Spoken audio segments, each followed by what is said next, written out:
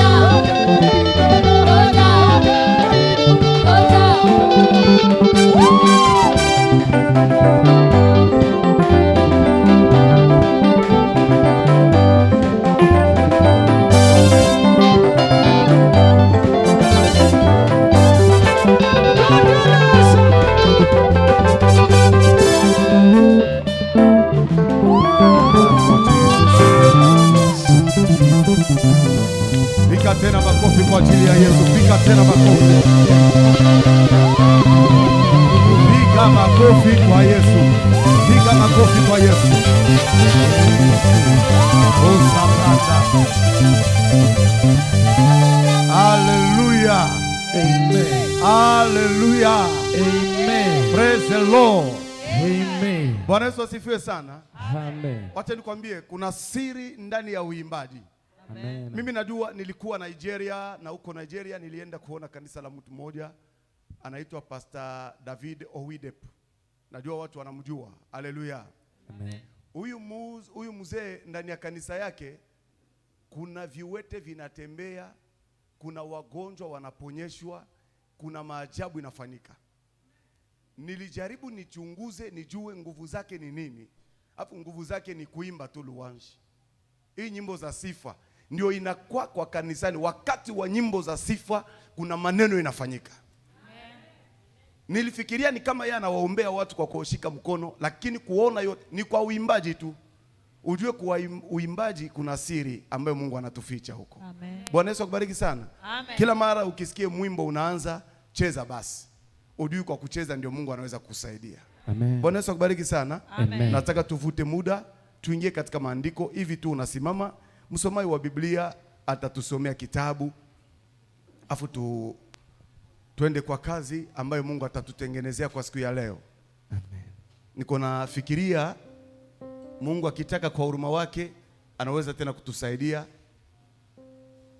katika hatua ya unabii na katika tena ya kuomba kabisa, na hiki kitu kitakuwa kweli kabisa. Fungua kitabu, nilimpatia tayari ili asiwe na kuchelewa kwa kusoma. Tutachukua kitabu kia Samueli wa kwanza. Samueli wa kwanza sura 11 mstari wa 14, tunaanzia pale 14 mpaka 20. Sijui msomaji atusomee kwa jina la Yesu. Baba mdogo wa Sauli alipoona Sauli na mtumishi akawauliza. Hapana, Samueli wa pili. Unasoma wa kwanza. Nilikupa hiyo, soma Samueli wa pili.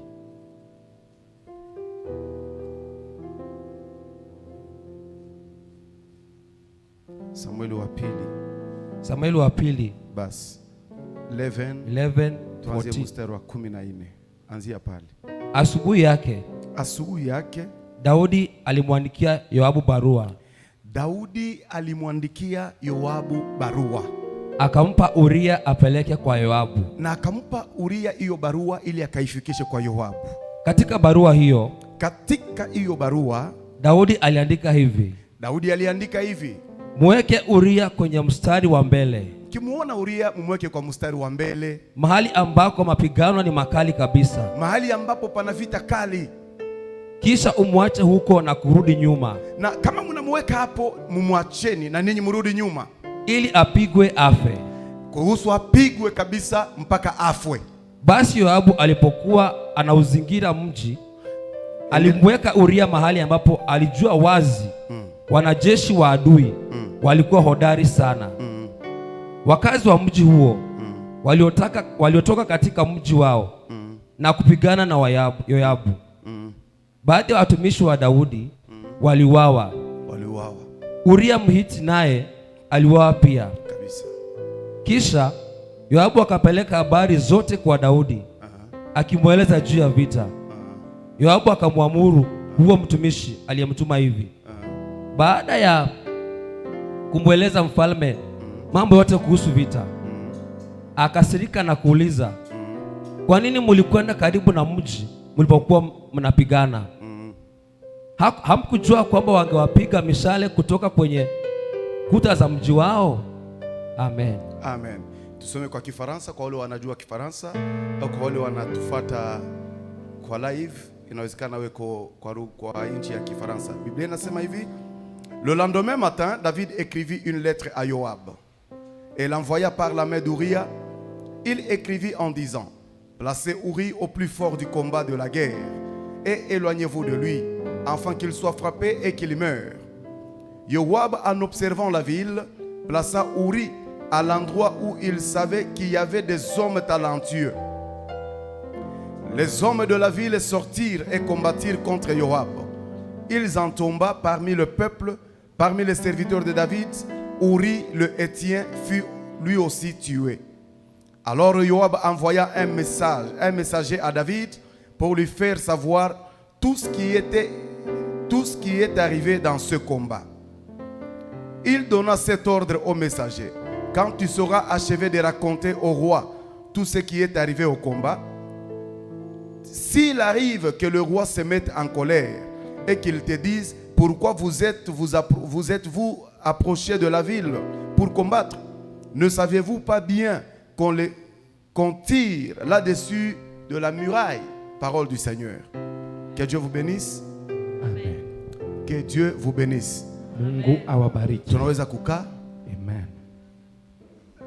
Et Dieu va te bénir ce soir. na Mungu atakubariki jioni ya leo. Oui, bien-aimé dans le Seigneur, Mpendwa katika Bwana, l'histoire que nous venons de lire, historia ambayo tumetoka mkusoma c'est l'histoire de deux personnes. ni historia ya watu wawili, Et dans cette histoire, na kati ya hiyo il story est question d'un roi ni historia ya mfalme et de son soldat. na jeshi lake, Son soldat, jeshi wake, un seul soldat. jeshi wake Askari mmoja, wake. askari wake. Alléluia. Amen. Que Dieu bénisse. Amen. Il s'agissait de David qui était le roi d'Israël. Yani Daudi ambaye alikuwa mfalme wa Israeli, Et David, un jour, na Daudi siku mmoja, comme à ce temps-là, kama vile hiyo tout wakati celui qui était roi wote ambao alikuwa wafalme était censé aussi accompagner son armée à la guerre. ilibidi wasindikize jeshi lao katika Mais vita, est arrivé ce jour-là, lakini ilipofika hiyo siku David était fatigué. Daudi alikuwa amechoka, Et dans la fatigue de David, na ndani ya hiyo uchovu il wake s'était endormi. alikuwa amelala. C'était pendant la journée. Ilikuwa ni katika siku Vers le soir, les heures de 18 heures, kufika jioni hivi saa 12, la Bible dit que David se réveilla de son sommeil. Biblia inasema kwamba Daudi akaamuka kwa Et il est usingizi allé au balcon na akaenda huko balkoni pour contempler la beauté de sa ville. ili aangalie urembo wa mji wake. Pendant que David était en train de contempler la beauté de sa ville, Na wakati alikuwa akitazama hiyo urembo ya huyo il mji, aperçut de loin akaona kwa umbali une femme qui était en train de se laver. mwanamke mmoja ambaye alikuwa Et akioga. quand David a vu cette femme, Na wakati Daudi alimuona huyo mwanamke, David a été attiré par la beauté de cette dame. Daudi alivutiwa na urembo ya huyo Il mwanamke. va appeler les gens qui étaient à côté de lui Akaita watu ambao walikuwa kando pour leur yake, demander de qui était-elle cette femme. akawauliza huyo mwanamke ni wa nani. On dit à David, c'est la femme d'Uri, ton soldat. Wakamwambia kwamba ni mke wa Uria ambaye ni askari wako, Et Uri, ton soldat qui est à la guerre. na Uria askari wako ambaye ako David vitani. dit, amenez-moi cette femme-là, Daudi anasema mlete huyo car je mwanamke la veux. kwa sababu namtaka. Bien aimé, j'ouvre une parenthèse là-bas. Upendo anafungua koma Très hapo. souvent dans la vie, Sana sana katika ce maisha qui nous apporte les malheurs, yale ambapo yanatuletea c'est mabaya lorsque nous prenons le repos ni wakati ambapo tunapumzika dans l'activité que Dieu nous a donnée. kwa kazi ambayo Mungu anatupea. Lorsque Dieu vous appelle Wakati Mungu anakuita à un service quelconque, kwa kazi fulani, ne prenez pas du repos. yani Car msipumzike, en se reposant, kwa sababu vous unapopumzika risquez d'attirer le diable. unaweza ukamfutia En se shetani. reposant, Unapopumzika vous risquerez d'ouvrir la porte au diable. unaweza ukafungua mlango kwa David, shetani. ce jour ici, Kwa sababu Daudi hiyo siku puisqu'il était dans le repos, kutokana na vile alikuwa en ce jour, hiyo siku, la Bible dit David a aperçu Biblia inasema Daudi aliona une très belle femme qui se lavait. mwanamke mrembo alikuwa akioga. Laisse-moi te dire, Acha nikwambie, très souvent lorsque nous nous relations, sana sana katika mahusiano, lorsque nous nous reposons dans la chose de Dieu, wakati ambao tunapumzika kwa c'est kazi alors ya que le Mungu, diable vienne. hapo ndo shetani Il anakuja, nous présente les choses qui sont meilleures anakuja anatuonesha mambo ambayo inakaa kwa nzuri, et les choses qui peuvent nous éloigner de la présence de Dieu. mambo ambayo yanaweza kutuweka mbali na uwepo wa Mungu. Je dis à quelqu'un, Naambia mtu ne mmoja, te repose pas dans ton travail. usipumzike ndani ya Si kazi tu yako. es musicien, Kama wewe ni si tu mwimbaji, es intercesseur, kama wewe ni muombaji, ne te repose pas. usipumzike. Travaille jour, chaque jour. Tumika kila siku. En travaillant du jour au lendemain, Unapotumika kila itwapo tu leo, éloigneras loin de toi le diable. utakuwa mbali sana na Et tu vas shetani, t'épargner de la tentation na satanique. utakuwa mbali na hiyo yote kipimo cha shetani. La Bible me dit ceci. Biblia inasema hivi, Quand David a observé cette belle dame, wakati Daudi alimtizama huyo il mrembo a demandé mwanamke, qu'on amène cette femme, qu'on l'approche. akauliza kwamba wamlete karibu naye. Quand la femme s'est approchée de David, Wakati huyo mwanamke aliposogelea la Bible nous Daudi, dit que David connut cette dame. Biblia inasema Daudi akatembea na huyo Il mwanamke, couchait avec la femme d'Uri, akatembea na huyo mke la wa femme Uria, de son soldat. yani mke wa askari Et quand wake. David a couché avec cette Na dame, wakati alipotembea na chose yeye, grave, la femme était dans une mauvaise période. kitu cha kushangaza, huyo mwanamke alikuwa katika hali Et mbaya, la femme a été enceinte par na David le roi. hapo Daudi alimpea ujauzito. David, regardons qu'il était un roi honoré. Daudi kutizama vile alikuwa mfalme Voyez qu'il ameheshimika, était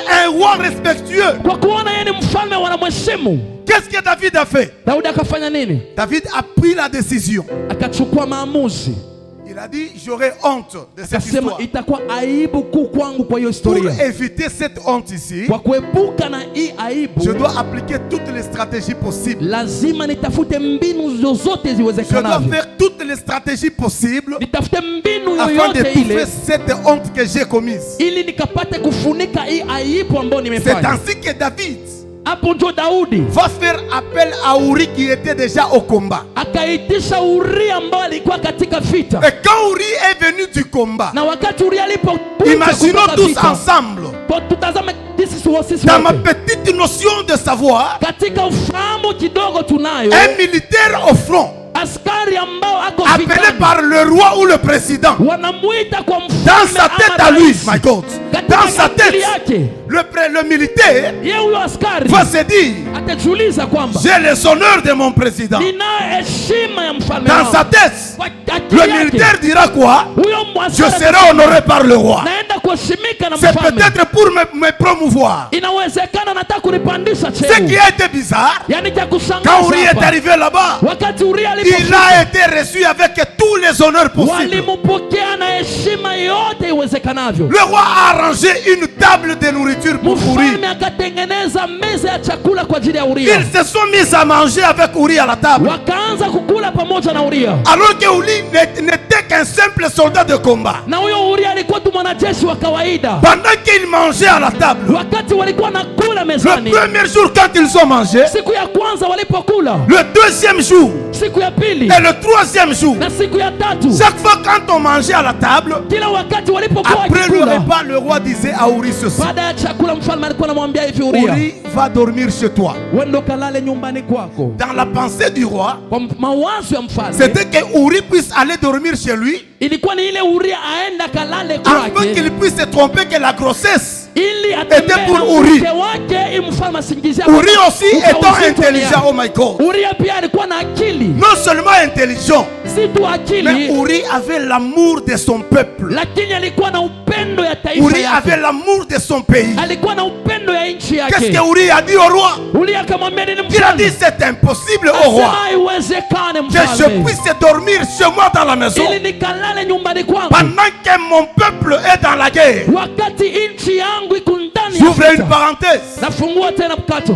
Une personne qui aime l'église, Mtu ambaye anayependa kanisa il va s'empresser pour l'œuvre de Dieu dans l'église. atajitolea sana kwa ajili ya kazi ya Mungu ndani ya Aujourd'hui, la kanisa. cité Nayot Leo kanisa nayo a besoin de gens qui aiment cette église. inahitaji watu wanaopenda Les kanisa gens hili. qui sont capables de se sacrifier pour Watu l'œuvre. ambao wanaweza kujitolea kwa ajili ya Les kazi. gens capables de se donner à cette œuvre pour que l'œuvre aille de Watu l'avant. wanaweza kujitolea ili kazi iende Les mbele. gens comme des Uri. Watu kama wa Uria. Uri qui pouvait dire moi je ne peux pas dormir chez moi Uria angeweza kumwambia mfalme mimi alors siwezi que mon kulala. armée est à la guerre. Wakati nchi yangu iko ndani ya Bien-aimé dans vita. le Seigneur, Upendo katika Bwana. regarde-toi en face de cette œuvre. Usiangalie mbele ya hii kazi. Dieu a besoin de gens qui vont se priver, Mungu anahitaji watu ambao mais watajinyima, pour donner importance à son œuvre. lakini walete heshima ama Aujourd'hui, wajitolee kwa ajili ya kazi yake. nous sommes dans un monde Tuko katika où ulimwengu ceux-là qui se donnent à l'œuvre de Dieu, ambao wanaojitolea kwa kazi ya ils se Mungu donnent pour de matériel. wanajitolea kwa ajili tu ya vifaa vya Ils mwili, se donnent pour des intérêts quelconques. wanajitolea tu kwa ajili ya vitu ambavyo wanataka Cette wao. église que vous voyez, Maman Kanisa Esther, ambao mnaoiona hapa Mama Maman Street, Street, l'église ici, kanisa hii n'a pas de gens qui vont se sacrifier. hakuna watu ambao wanaweza wakajitolea. Aujourd'hui, l'église n'a pas de bénévolat. Leo kanisa kuna watu wa kujitolea kwa bure. Il n'y a pas de gens qui peuvent se dire nous servons l'éternel et Dieu nous bénira. Hakuna watu wanasema tunamtumikia Mungu na Mungu atatubariki. Tout ce qui se fait dans l'église, Yote inayofanyika kanisa, pour retour des intérêts quelconques. yani yote watu wanahitaji Il y a kitu des fulani. musiciens, Kuna il waimbaji, y a des drummers, kuna watu il y a wanacheza des drums, guitaristes. kuna watu Quand wanacheza vous les gitaa. voyez se donner à l'œuvre de Dieu, Ukiwaona wanajitolea kwa mettez kazi dans ya votre Mungu, tête que derrière ça, jua ndani ya akili yako il y a kwa hiyo, quelque chose qu'ils sont en train de kuna retrouver. kitu ambapo wanapokea.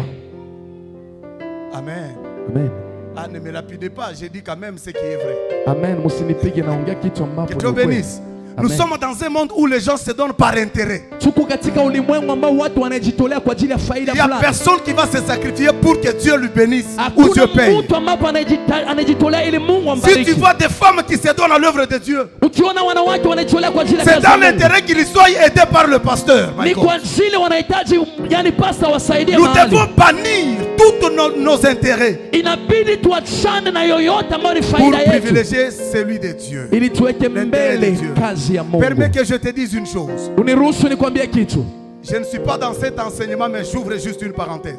Siko katika hiyo mafunzo lakini nimefungua tu nukta. Chaque fois que tu fais l'œuvre de Dieu Kila unapofanya kazi ya et que tu Mungu es rémunéré par les humains, na unalipwa na wanadamu, tu arrêtes l'action de la bénédiction de Dieu sur toi. hapa unasimamisha kazi ya baraka ya Mungu juu yako. Alléluia. Amen. Quand vous voulez vous donner à l'œuvre de Dieu, Unapotaka kujitoa katika kazi ya donnez-vous Mungu, sans viser les matériels. ujitoe bila Donnez-vous sans kujali viser les chochote nyuma. intérêts humains. Ujitoe bila Donnez-vous sans kujali chercher chochote que kwa les hommes watu. puissent vous payer. Ujitoe bila kusubiri En watu vous donnant de wakulipe. cette façon-là, Unapojitolea l'Éternel ouvrira les écluses des cieux. Mungu atafungua mbingu. Moi, je me souviens quand nous on faisait l'œuvre de Dieu, Mimi nakumbuka wakati tulikuwa nafanya kazi ya Mungu en 1990-91, miaka 91 j'étais un grand batteur de tam-tam. nilikuwa napiga hiyo ngoma, J'ai touché au clavier. nilikuwa pia najaribu kucheza J'étais keyboard, en même temps le conducteur de l'orchestre et de la musique. nilikuwa pia naongoza waimbaji. Ceux-là qui connaissent bien la ville de Likasi, moi j'étais en ville. Je pouvais partir de la ville vers la cité Kikula. Wale wanajua muji ya Likasi, nilikuwa naishi katika muji town, lakini C'était nilikuwa natoka sana presque kwenda une hadi distance de Kikula. 4 à 3 kilomètres comme ça. Ilikuwa mahali kama kilomita 4 hivi Et ya quand je matatu. me déplaçais, Na wakati nilikuwa j'ai nikienda, chanté à moi nilikuwa nikiimba pour ndani ce que mwangu. je vais aller faire là-bas. Kwa yale ninayoenda Je ne kufanya visais huko. rien. Sikuwa na Venant tarajia du poche de chochote. mon pasteur, Sikuwa na tarajia venant de kutoka quelqu'un de l'église, ama kutoka mtu wowote. le fait que je servais Dieu comme cela, Vile nilikuwa namtumikia Mungu jusqu'au jour d'aujourd'hui, hadi leo. l'Éternel nous a bénis. Mungu anatubariki. Il a fait de nous ce que nous sommes. Anatufanya tuwe kile Il nous tulivyo. a ouvert les portes. Anatufungulia malango. Pourquoi? Kwa nini? Parce que nous lui avons servi Kwa sababu sans tulimtumikia viser les intérêts ou la rémunération humaine. bila kuhitaji faida ama kulipwa na Ce que wanadamu. je te demande, Sile ninakuomba sois comme un Uri. uwe kama Uria. Uri qui a beaucoup aimé son pays. Uria ambaye alipenda nchi yake. Le roi lui a donné une offre. Mfalme anampatia hiyo ofa. Il lui a dit, Uri, va rentrer chez toi. Akamwambia Uria rudi Mais nyumbani Uri va kwako. dire, pour l'amour de mon pays, Uria anasema kwa upendo pour l'amour ya de ma nchi, nation, kwa upendo ya je taifa ne yangu, dormirai pas chez moi. siwezi nikalala nyumbani Uri est kwangu. allé s'asseoir sur la porte d'entrée. Akaenda kulala mbele ya mlango. Or, dans la tête d'Uri, Na katika akili ya Uria, si c'était toi, tu allais dire quoi? ingekuwa wewe ungesema nini? Mais c'est le président qui m'a dit. Ani mfalme rais C'est le président ananiambia. qui m'a offert. Ani yeye nimeipatia Je hiyo n'ai pas ofa. d'autre choix à faire. Sina na kingine cha Mais kufanya. Uri, Lakini Uria il avait plus l'amour de son service. alikuwa na upendo wa kazi yake. Ce qui nous bénira dans l'œuvre de Dieu, Kile kitakachotubariki kwa c'est kazi ya Mungu l'amour de Dieu que nous avons. ni upendo ya Mungu ambao tunayo. C'est l'attachement que nous avons. Ni kule kuambatana na kazi ya Moi qui Mungu vous tunayo. parle ici, Mimi ambaye ninaonena nani? je suis parmi les plus anciens prophètes. Miku mmoja wa nabii wa kitambo Les sana. plus anciens prophètes de la ville de Lubumbashi, Mmoja wa nabii wa kitambo wa mji de wa la ville Lubumbashi. de Likasi. Mji wa Likasi. J'ai commencé à servir Dieu quand j'avais 14 ans. Nilianza kumtumikia Mungu Et nikiwa na à miaka l'âge de 14. 18 ans, on m'a consacré prophète. Na miaka 18 wakanifanya kuwa nabii. Depuis que j'avais commencé jusqu'au jour, Toka nilivyoanza hadi leo je sers l'Éternel namtumikia Mungu, sans viser les intérêts. namtumikia bila kuhitaji faida yoyote. Et je suis en train de voir comment Dieu est en train de me payer lui-même. Na ninaona vile Mungu mwenye ananilipa. Écoutez, l'amour que j'ai pour l'œuvre de Dieu Sikiliza, upendo ninayo kwa ajili ya kazi ya me pousse Mungu à prêcher. inanisukuma ni Même ubiri. dans une église où il y a 3 personnes. Hata ndani ya kanisa ina watu L'amour que watatu. j'ai pour l'évangile Upendo ninayo ya me injili pousse à prêcher même dans des marchés. inanifanya ni ubiri hata katika Il y a hiyo mes market. amis qui me connaissent. Kuna watu wananijua, Quand ils me regardent, wakiniona ils connaissent ma dimension. wanajua Ils uwezo connaissent ce wangu. que je suis. Wanajua ni mimi ni nani. Ils me disent, Wananiambia, prophète, nabii, wewe ukabiri mwaka kanisa kaivi. toi tu prêches dans une église Je dis ce pareille. qui va m'animer à prêcher dans cette petite église. Nawaambia ili nisukuma ni ubiri C'est katika hiyo kanisa. l'amour Ni de l'œuvre que je upendo. fais. Upendo ya kazi ninayofanya. L'amour de l'œuvre de Dieu que tu as Upendo ya va te kazi pousser ya à faire Mungu des nayo. choses Itakusukuma sans kufanya viser les vitu. intérêts matériels. Bila kuhitaji L'amour faida de ya chanter mwili. que tu as Ya kuimba va te ulionayo. pousser à chanter des chansons Itakufanya qui vont uimbe. changer l'humanité. Nyimbo itabadilisha ulimwengu. Tu ne chanteras pas comme d'autres musiciens. Hautaimba kama waimbaji wengine Quand ils chantent, wakiimba. un jour je voulais inviter un musicien. Siku moja nilikuwa nataka Il va me niandike dire, non, mwimbaji, papa, pour notre cagnotte, c'est $2500. akaniambia sisi yale ambao wanatulipa ni Alors dola que moi qui suis 1500. prédicateur, Na mimi ambaye ni la parole de mhubiri, Dieu est plus importante que les chansons. neno la Quand Mungu on iko na m'invite à faida aller kuzeta prêcher, uimbaji. dois-je aussi demander l'argent? Nikiitwa kuhubiri pia naitisha Maman pesa. Street qui m'a invité et Maman je dis à Street Maman alivyoniita. Street, Maman, pour la prédication de ces 3 jours, Nimwambie kwa ajili ya hii donnez-moi mahubiri ya 2000 siku dollars. tatu munipatie dola Comme cagnotte. 2000. Est-ce que je peux le faire? Naweza nikaifanya. Les musiciens ont perdu le sens de prêcher dans les chansons. Waimbaji wamepoteza hiyo sheria ya kuhubiri ndani ya nyimbo. Si les musiciens savaient que chanter c'est prêcher, Wangekuwa wanajua kwamba wanapoimba aucun wanahubiri. musicien du Congo ou de cette ville ne pouvait demander l'argent pour aller prêcher. Hakuna mwimbaji wowote ule angeitisha pesa kwa ajili ya kwenda kuhubiri. Ils allaient le faire pour la gloire de Dieu Wangeifanya kwa et ajili ya être utukufu payés wa Mungu. après. Na Mungu walipe Mais parce baadaye. qu'eux travaillent pour leur ventre, Lakini kwa sababu wao wanatumika kwa eux ajili ya travaillent tumbo. pour leur rémunération. Wanatumika ili walipwe. Dieu s'en moque d'eux. Mungu mwenyewe anawaacha. Un jour, Siku moja on paiera pour ça. watutayalipia. Servons l'Éternel comme Uri avec l'amour de notre Tumtumikie vie, Mungu kama l'amour Uria de na cette église. upendo Tout wa ce que tu as kanisa. comme service dans l'église, Yote ambao unao kama kazi ndani ya kanisa. tu es protocole, Wewe unafanya tu kazi ya es, je asha. ne sais pas, diacre, tu Wewe es, sijue kama ni diko. tu es maman présidente. Sijue wewe ni Je ne kiongozi sais wa pas qui mama. tu es dans Sijue wewe l'église. ni nani ndani ya Fais kanisa. cette œuvre Uifanye hiyo avec kazi amour na upendo et attachement à ce que tu fais. na kujitolea kwa hilo Cela unalofanya. déclenchera un miracle devant Hilo toi. itaachilia muujiza l'Éternel kutoka kwa te Mungu. bénira Na un Mungu jour. atakubariki siku moja. Et tu verras que Dieu est bon pour le servir. Na utaona Mungu ni mwema kwa ajili ya Que kumtumikia. Dieu vous bénisse. Mungu awabariki. Maintenant, écoutez ce que Uri a fait. Tasikiliza kile Uria alifanya. Quand Uri a refusé de dormir chez lui, Wakati alikataa kulala nyumbani kwake, le roi a constaté que pour lui c'était une grande honte. mfalme akaona kwake ni aibu kubwa. Étant dans la honte, le roi a doublé la stratégie. Kujipata ndani ya hiyo aibu, akabadilisha tena mbinu. Il a dit à Uri, Akamwambia Uria, Uri viens, kuja, je vais te faire une offre. nataka nikupatie tena ofa. Il écrivit une lettre pour Uri. Akaandika barua kwa ajili ya Uria. Il prend la lettre. Akachukua hiyo Dans barua. cette lettre, Ndani ya hiyo barua il avait écrit de mauvaises choses pour Uri. aliandika mambo mabaya kwa ajili ya Uria. Il a donné à Uri cette lettre. Akampatia Uria hiyo barua. Uri a pris la lettre. Akachukua hiyo Moi, barua. je pense qu'il marchait avec ça, avec jalousie. Nafikiria kwamba alikuwa anatembea na hiyo barua na wivu. Uri se disait en lui-même, je ne peux pas faire tomber la lettre du roi. Labda alikuwa anasema siwezi nikaangusha barua ya Soka mfalme. nde mokanda ya mokonzi wana ezalaki na mabe bakomelaki ye. Kumbe ile barua ya mfalme kuna mambo mabaya iliandikiwa kwa J'aimerais ajili dire à yake. quelqu'un qui m'écoute ce soir, Nataka niambie mtu anayenisikiliza tout jioni ya leo. cela avec qui nous vivons, Wote ambao qui tunaishi na prétend wao, nous faire du bien, wale ambao wanaona ce kama qu'ils wanafanya posent comme mazuri, acte généreux lakini mazuri yote ambayo n'est pas tunayaona, toujours bonne pour nous. sio tu mazuri Il y a kwetu. ceux-là qui posent des actes, Kuna wengine wanafanya c'est pour vitu, notre mort. lakini kwa ajili Il y a Kristo ceux-là qui wetu. portent des actes, ils Kuna posent des watu actes. ambapo wanafanya vitendo, C'est pour notre effacement. lakini ni kwa ajili ya Wote kutukuza. wanakukaribisha kwa meza, Ceux qui sio t'approchent, watu wazuri kwako. Watu ambao unacheka nao sio watu wazuri. Wale ambao unakula nao sio wazuri, wana maneno mabaya il y a wanakutungia. des choses cachées. Uli alikuwa anafikiria Uri pensait que barua ya mfalme la lettre du roi inawezekana kuwa barua ya cheo, pouvait être la lettre inawezekana kuwa barua ya du kufanyikiwa mazuri. ça pouvait être la lettre du succès. Alafu ndani ya barua ya Mais mfalme dans la lettre du roi, ilikuwa barua ya kumuua Uria. c'était la lettre pour tuer Uri. Mtu ambaye unakula naye La personne avec qui tu ndiye manges, anakutengenezea mabaya. c'est celui qui planifie du Uwe mal. mwerefu na yule jamaa unaishi naye. Sois prudent avec cette personne. Nakwambia, kalamuka na mtu anakuwa pembeni yako, Je te dis, sois prudent avec cette utafikiria personne. ule mtu ndio anakutendea mema. Je pense qu'il fait des bonnes choses. Abu yeye ndiye mwandishi wa barua. La personne là qui écrit les lettres, Watu walituandikia mabarua ya mabaya, ceux qui ont écrit des ni mauvaises watu ambao lettres, tunakula nao, ce sont des personnes tunalala avec qui tu nao, manges, tu dors avec tunaishi eux, nao, tu vis avec tunafanya kazi tu pamoja. travailles ensemble. Hapo wao ndio wanatengeneza mabaya kwa vibarua. Ces gens-là planifient des choses dans des lettres. Kuna watu wanateseka, Il y a des gens qui souffrent. kuna watu wanaishi matabu, Il y a des gens qui vivent des wanapitia malheurs. njia mgumu sana. Ils passent par des pauses dures. Sio mapenzi ya Ce Mungu, n'est pas la volonté de lakini ni Dieu, watu ambao tuliishi nao pamoja, mais les gens avec qui tu as vécu, marafiki ambao tulikuwa tunafikiria hao watatutunza. les amis qu'on croyait que Ndio ces marafiki gens walituwekea ont besoin de nous. sumu. Ce sont ceux-là qui ont Marafiki nous ont tunawaamini empoisonnés. kabisa, Les amis en qui on a wakati cru. tuliwapea mkongo ndio wao walituchambua. Ils ont fait du mal.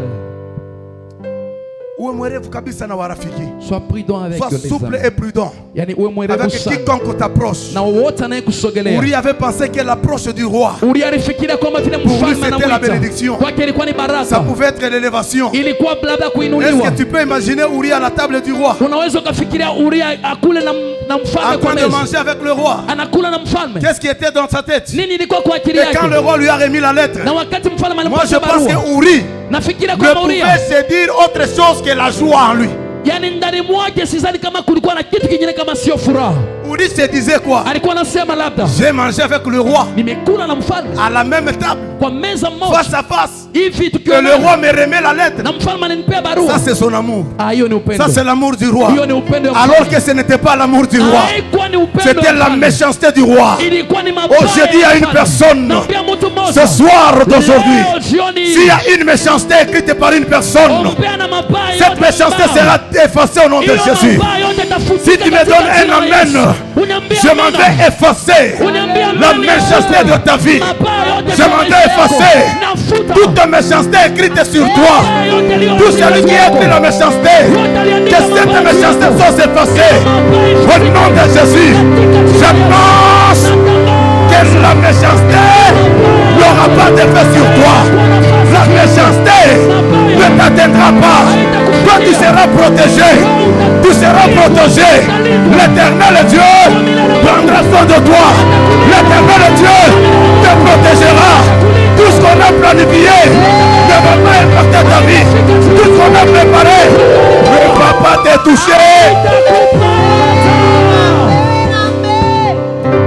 Mabaya walikutengenezea Le mal qu'on a prévu contre toi haitakushika sababu Mungu atakukinga ne wewe. t'atteindra pas parce que Dieu va te Acha protéger. nikwambia kitu kimoja. Laisse-moi te dire, Tout le monde n'est pas tout le monde. Oh kila my God. mtu si kila mtu vile unayemwona. Si le sorcier ont ensorcelé une personne, Kama wachawi waliroga mtu mwingine, kuna watu wengine il hawaorogaki. y a des gens qu'on n'ensorcelle jamais. Ukifikiria kumroga Si tu veux l'ensorceler, unakutana na Mungu wake tu sasa. crois à ton son Wache Dieu. wachawi wakutane na Mungu Que wako. les sorciers croient Wache en maadui Dieu. zako wakutane na Mungu wako. Tes ennemis croient en Dieu. J'ai dit à une personne, Naambia na mtu tout mmoja, celui qui veut te faire du ule mal, anapanga kufanyia mabaya, qu'il croise ton Dieu. akutane na Mungu wako. Oh, si tu me donnes un amen, Kama nilipatia que amina, tes ennemis soient dans la confusion. ifanyike. Ton amen Amina yako va disperser tes ennemis. inaenda kusambaratisha Ton adui. amen Amina yako fera de tes ennemis ton marchepied. itafanya waadui wako. Ton amen à toi Amina yako fera que Dieu te donne la victoire sur l'ennemi. na Mungu akupatia ushindi juu ya adui. C'est ta façon de dire amen qui Ni m'étonne. jinsi unazosema amina ndio J'ai inanishangaza. dit ta façon de me donner un amen m'étonne. Jinsi unavyoniambia amina inanishangaza. C'est ton amen Amina yako qui va déclencher les miracles. ndio itaenda C'est ton amen qui va déclencher la victoire. Oh, celui qui dit un amen en se tenant debout, qu'il soit visité par l'Éternel. Qu'il soit visité par l'Éternel. Qu'il soit visité par l'Éternel. Sois visité par l'Éternel. Comme tu te tiens debout, que l'Éternel te fasse tenir devant les ennemis. Kama unasimama juu, Mungu akuinue mbele ya maadui. Kama unatembea, Mungu akupe uwezo juu ya maadui. Kama unaruka, Mungu akurukike juu ya maadui. Hata niwaambie, il y a un Dieu au ciel. Il y a un Dieu au ciel. Il y a un Dieu au ciel. Il y a un Dieu au ciel qui va nous accorder la victoire. Que la victoire soit ton partage. iwe sehemu ya maisha yako. God bless you. My brother, take your seat. Acha nikwambie, Laisse-moi te kuna dire, watu wanakufa il y a des gens qui meurent sababu ya kuamini ndani ya marafiki. parce qu'ils ont cru aux amis. Kuna watu Il y a wanakufa des gens qui meurent sababu wanaamini ndani ya wanaume. parce qu'ils ont cru dans les hommes. Wewe kama maisha yako leo imeharibika, ni sababu uliamini warafiki Si kabisa. ta vie aujourd'hui est détruite, Na c'est parce que watu tu as cru à uliwaaminia tes amis. ndio watu walitaka kuletea mabaya. Et ce sont ces gens-là qui t'ont emporté les malheurs. Kuna watu wengine wanaweza kufikiria niko nahudumia kwa kanisa hapa, Il y a des kama gens qui wanamjua croient. mama Astrid na ni marafiki zangu wananijua, wanaweza kumwambia mama, kwa nini unamwita huyu nabii? On peut dire, maman, pourquoi tu as Waniharibie mimi. juste pour Hapo kuna détruire. wengine wanaweza kunifuata mimi kunyambia, kwa nini unaitika kuhudumia ndani ya kanisa Il y huyu a mama? d'autres qui peuvent me dire que pourquoi tu as accepté Roho d'aller ya mtu travailler. ni mbaya. Le cœur de l'homme Wewe est Mungu méchant. akuweke mbali, Mungu akutenge na watu wabaya. Que Dieu te mette loin de ces méchants. Kila mtu ambaye ni mubaya, Tout celui qui est Mungu méchant, amutoe kwa barabara zako. que Dieu l'enlève sur ton Wabaya chemin. wapite mbali na wewe. Que les méchants passent loin Wabaya de yao toi. walitengeneza ipite Leur mbali na méchanceté wewe. puisse aller loin Wewe de toi. utakutana na Mungu wa Tu mbingu croiseras na le ndiye Dieu Mungu du ciel atakusaidia. et Dieu t'aidera. Bwana wabariki sana. Amen. Alafu Uria, Maintenant, Uri, wakati Uria alikuwa anaenda na barua, lorsqu'il marchait avec cette lettre, sikia kitu ambacho kinanichoma roho kabisa. la chose qui me fait Uria mal au cœur, anatembea na barua. il marchait avec la lettre. Ndani ya barua Mais dans cette lettre, imeandikiwa vitu vinne. il était écrit 4 choses. Dans la lettre, il y avait 4 choses Kuna vitu nne ziliandikwa ndani ya hiyo que barua. David lui-même Daudi mwenyewe connaissait le contenu. alijua ni nini Et kimeandikwa, lui-même, David, na ye mune Daudi il voulait que le contenu de la lettre alitaka ambayo yale yameandikwa ndani ya barua impacte la vie de Uri. yende kafanike juu ya maisha ya Mais Uria. Uri lui-même Lakini Uria mwenyewe ne connaissait pas le contenu de ce qu'il portait. hakujua ni nini ambapo ilikuwa ndani ya hiyo barua alikuwa nayo. Cela veut dire quoi? Hiyo inamaanisha nini? Nous sommes venus dans un monde méchant. Tumeingia katika ulimwengu ambao imejaa Un monde maovu. où on nous a écrit des choses Ulimwengu ambao wametuandikia par les sorciers maneno de nos familles, kwa wachawi wa mafamilia zetu, par nos amis, kwa marafiki, par nos arrière-grands-parents. kwa wale wa babu Mais quand nous zetu. sommes nés, Lakini nous tulipozaliwa marchons avec des lettres écrites. tunatembea na mabarua Nous imeandikwa, respectons cela. tunaheshimu. Alors que dans les lettres là, Lakini ndani ya hizo c'est mabarua la lettre de ce que nous vivons ni aujourd'hui. mabarua zimeandikwa yale Le ambayo contenu tunaishi de la leo. lettre, c'est ça le résultat de ta vie Yale ambapo aujourd'hui. ya ndani ya hiyo mabarua ni yale unaishi leo. On avait écrit une lettre Waliandika barua pour que tu n'entres pas dans le mariage. ili usiingie katika ndoa, Et cela na hiyo a impacté ta vie. inafanika ndani ya On a maisha écrit une yako. lettre pour Waliandika que tu barua n'aies pas le travail. ili usipate Et kazi, c'est le résultat na yale ndio que tu es en train de vivre aujourd'hui. ambao unaishi leo. Mais alors que toi tu pensais Na wewe ulikuwa protéger bien ukifikiria la lettre que tu avais, ulikuwa na linda hiyo barua. aujourd'hui ulikuwa cette nayo. lettre-là, Leo hiyo barua elle sera détruite. itaenda kuharibiwa, Elle sera brûlée. itaenda kuchomwa, Elle sera déchirée. itapasuliwa Au nom de Jésus-Christ. katika jina la Yesu. On a écrit 4 choses dans la lettre de Uri. Waliandika vitu nne ndani ya hiyo barua Uri alikuwa nayo. Je prends David comme l'image de nos origines. Nachukua Daudi kama picha ya mahali ambapo tumetoka. Je prends David comme l'image de là où nous sommes venus. Yaani nachukua Daudi kama picha ya mali tumetoka. Dans nos familles où nous sommes nés, Ndani ya mafamilia ambao nous tulizaliwa, pensions être aimés par nos pères. tulifikiri ambao tunapendwa na wazazi wetu. Tobandaki kokanisa ke bakoko na biso balingaki biso. Yaani tulifikiria kwa mababu zetu Bandeko na biso walitupenda. balingaki biso. Na ndugu zetu walitupenda. Soka bango moto bazalaki bandoki ya bobo na biso. Kumbe wao ndio walikuwa wachawi wa Bango moto maisha yetu. baloka biso. Wao ndio waliroga Lelo maisha tosana yetu. babi oyo ebeba. Wao yaani unaishi mambo Vina yo yameharibika. ebeba. Maisha yako yameharibika. Likolo ya nini? Kwa sababu gani? Ba origine na yo. Mahali umetoka. Uri Uria ayebaki teke bisika za kokende. akujua kama mahali anapoenda Akokende kokufa. ataenda kukufa. Pona nini? Kwa nini? L'origine, Kwa sababu mahali alipotoka c'était chez David. ilitoka ni kwa Daudi. Ton origine Wewe kutoka kwako t'a donné ce que tu n'as pas aimé. imekupatia kila ambapo Nos hukutaka. origines Yaani kutoka mahali nous ont donné tumetoka un mauvais résultat. yametupatia matokeo Mais mabaya. aujourd'hui, Lakini leo nous allons rentrer à l'origine. tutarudia huko Nous allons tulikotoka. déraciner. Tutaenda kutoa. Nous allons détruire Tutaharibu toutes les forces de nos origines mipango qui impactent nos vies négativement. ambayo inatutesa kinyume na mapenzi ya Mungu. Toute l'origine. Yaani chanzo yote. Las de Ves. Je sens l'esprit de la prophétie. Nasikia hiyo roho ya unabii. Permettez-moi que je prêche un peu Muniache kidogo et nihubiri que nous kidogo. puissions nous plonger dans cet esprit-là. Na tuingie sasa ndani ya hiyo roho. Car c'est un bon vent Kwa sababu ni qui va hewa orienter nzuri certaines personnes. ambapo itasaidia watu wengi. Que Dieu te bénisse. Amina. Écoutez les 4 choses écrites dans la lettre de Uri. Sikiliza vitu hii ambazo ziliandikwa ndani ya hiyo barua. Qu'est-ce qu'on a écrit? Waliandika nini? On a dit ceci. Wakasema hivi. Joab, Joab, quand tu auras Uri, wakati utakutana na Uria, quand Uri arrivera chez toi, wakati atakapofika kwako, je lui ai écrit une lettre. nimemwandikia barua. Le contenu qui est dans la lettre, Na kile kimeandikwa ndani ya barua c'est ça que toi, Joab, ni kile wewe Joab tu mettras en pratique. utatendea kazi. Est-ce que quelqu'un m'entend? Kuna mtu ananyelewa? Ce que Joab pratiquait, Yani kile Yoabu alikuwa ce n'était akifanya pas son intention. si haikuwa mapenzi yake Ce yeye, n'était pas son esprit. haikukuwa roho yake Ce yeye, n'était pas sa volonté. haikukuwa kutaka Mais kwake. Joab, Lakini Joabu Il pratiquait alikuwa anafanya l'esprit de la lettre écrite. roho ya barua iliyoandikwa. Joab Joabu pratiquait alikuwa anafanyia kazi l'écriture. maandishi Ce qui a été écrit dans la lettre. kilichoandikwa ndani ya C'est barua. ça que Joab faisait. Hicho ndo alikuwa anakifanya. Imaginez que Joab et Uri, Angalia kama Joabu na ils Uria étaient tous deux au front. walikuwa wote vitani, Ils combattaient ensemble. wote walikuwa wanapambana, Mais quand Uri regardait, lakini wakati Uria alikuwa il anaangalia, regardait Joab. alikuwa anamwangalia Yoabu, Pour lui, c'était son frère. yeye alimuona kama ndugu yake. Quand Joab regardait Uri, Wakati Yoabu alikuwa anamwangalia il Uria, voyait que c'était son frère. aliona ni kama ni ndugu yake, Mais quand Joab regardait la lettre, lakini Yoabu akiangalia barua il était obligé d'exécuter ce qui était dans la lettre. ilimubidi afanyie kazi kile kilichoandika kwa barua.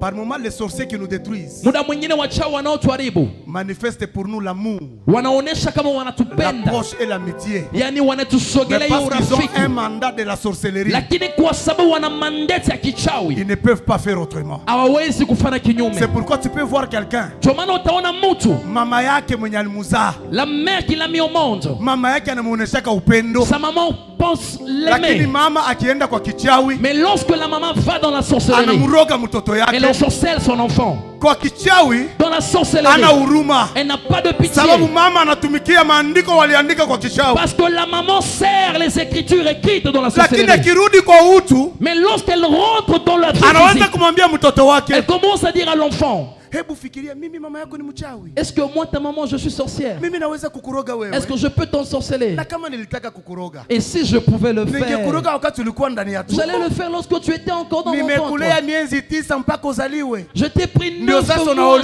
jusqu'à ta mimi naissance. nikuroge. Mais aujourd'hui tu es en mariage que je Achana puisse na wao wanabii t'ensorceler. ni wa uongo. Laisse ces prophètes, ce sont des menteurs. Mama yako atakwambia hivi kwa mwili, Ta mère va te dire ça lakini physiquement. akirudi ndani ya kichawi kuna barua, Mais lorsqu'elle rentre dans la sorcellerie, il y a une lettre. atatumikia maneno iliandikwa ndani ya barua. Elle doit servir les paroles écrites dans la lettre. C'est pourquoi dans la sorcellerie, Ndio maana ndani ya uchawi, la première des choses que le diable enlève dans les sorciers, kitu ya kwanza shetani anatoa ndani ya wachawi c'est l'esprit humain. ni roho ya utu.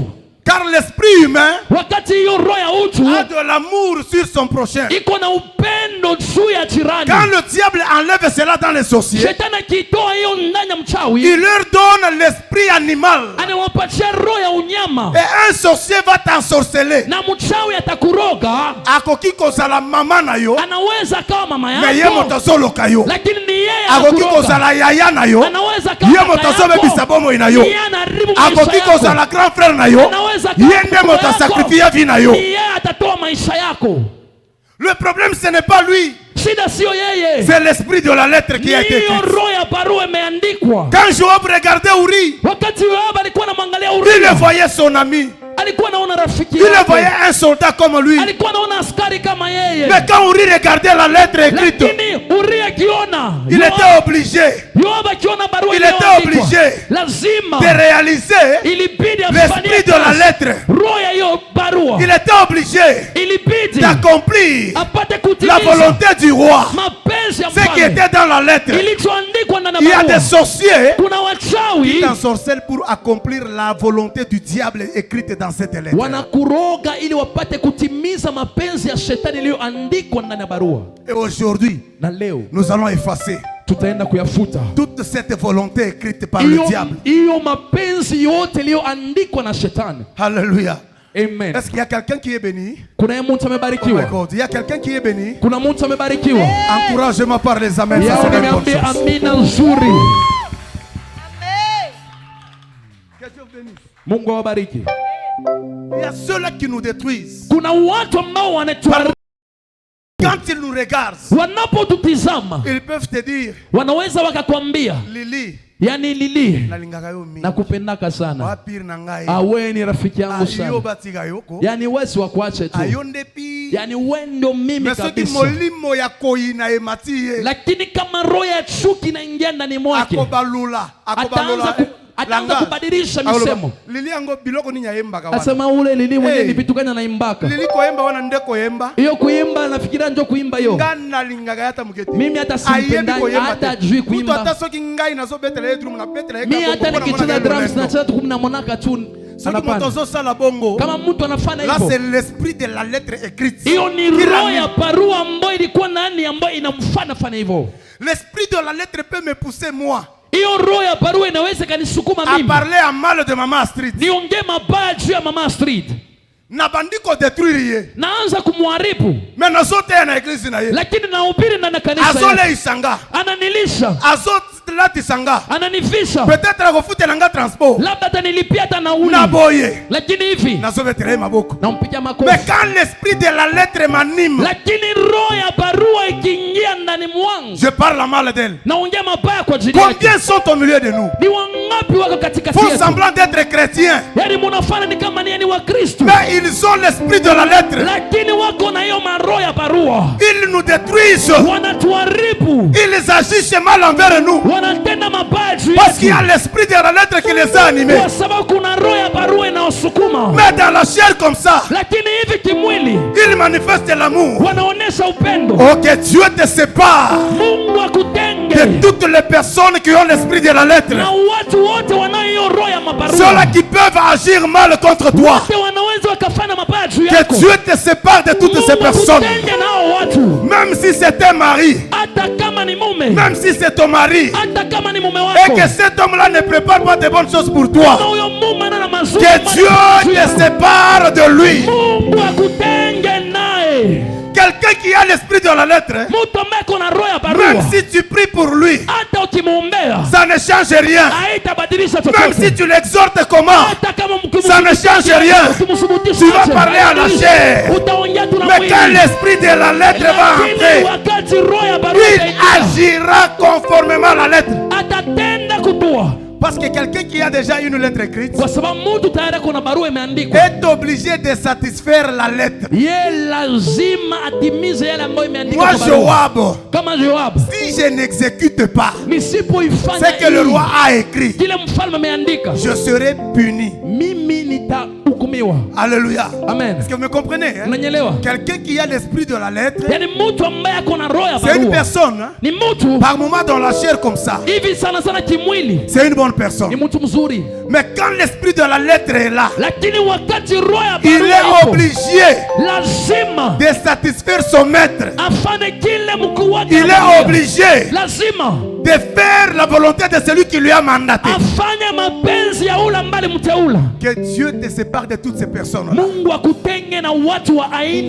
Inawezekana kukazi ambao unatumika kuna watu wana maroza kichawi, wana maroza barua. Acha Mungu akutenge na wale watu. Que Dieu te sépare de ces personnes. Kuna watu wengine wanaweza kutoroga, wanakuacha. Usifikirie wote wanakuacha ni wazuri. Kuna wengine walikujaribu wanakushinda, ndio wanatoroga wenyewe. Watatoroga. Nakwambia watatoroga. Watakuacha. Hawatakuweza. Sababu wewe uko na Mungu anakukinga.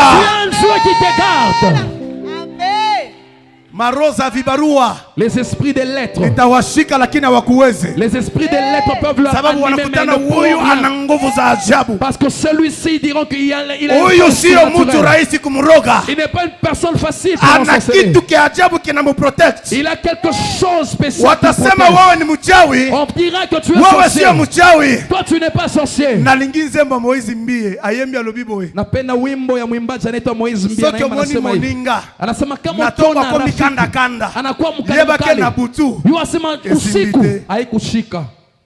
Haleluya. Amen. Soki moni moto na libala na yo. Ukiona mtu katika ndoa yako avandeli libala anaketia yo tongo aye lakini kanda na motema anakuja na yebake na butu esibite usiku haikuwezekana mipango yao. Ezana bato mususu azweli yo kanda à l'occasion de rien. Kuna mtu mwingine kuna hasira na wewe hakuna chochote ulichokifanya. Alobela kayo mabe à l'occasion de rien. Anaongea mabaya kuhusu yani hivi tu bure. Abundisa kayo à l'occasion de rien. Anakupiga vita bure. Yebake na butu yuasema usiku haikuwezekana.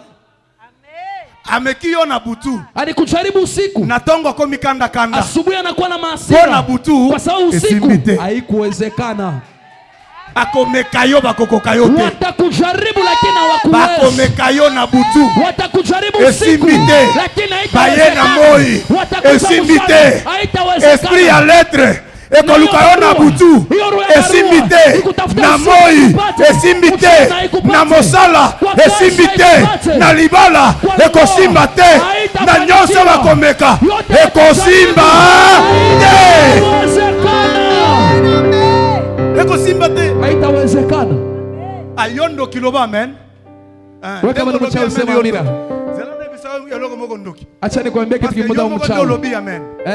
Mutu nyonso azalaka kobundisa te. Ule ambaye awampigage vita kila mtu. On ne combat pas n'importe qui. Awapigage vita kila mtu. Il y a quelqu'un, c'est un Jacob. Kuna mtu mwingine ambaye ni Yakobo. Il y a certaines personnes sont des Jacob. Kuna watu wengine ambao ni Yakobo. Qui est Jacob? Yakobo ni nani? C'est une personne qui a rencontré Dieu. Yakobo ni mtu amekutana na Mungu hivi anakuona. C'est une personne qui a lutté avec Dieu. Ni mtu ambaye amepambana na Mungu. Un Jacob, c'est celui qui a vaincu Dieu. Yakobo ni mtu ambaye alimvunja. Un Jacob, c'est quelqu'un qui a été brisé par Dieu. Ni mtu ambaye Mungu alimvunja. Un Jacob, c'est quelqu'un qui marche tout en boitant. Ni mtu ambaye anatembea tu hivi. Parce qu'il a croisé l'Éternel. Sababu alikutana na Mungu. Si tu te lèves pour combattre cette personne, ukiinuka njoo kumpiga huyo tu auras des problèmes. Utakuwa na matatizo. Tu auras des problèmes graves. Utakuwa na On ne combat pas n'importe qui. Hawapigage vita kila mtu. Un Jacob, Yakobo, c'est un vainqueur de Dieu.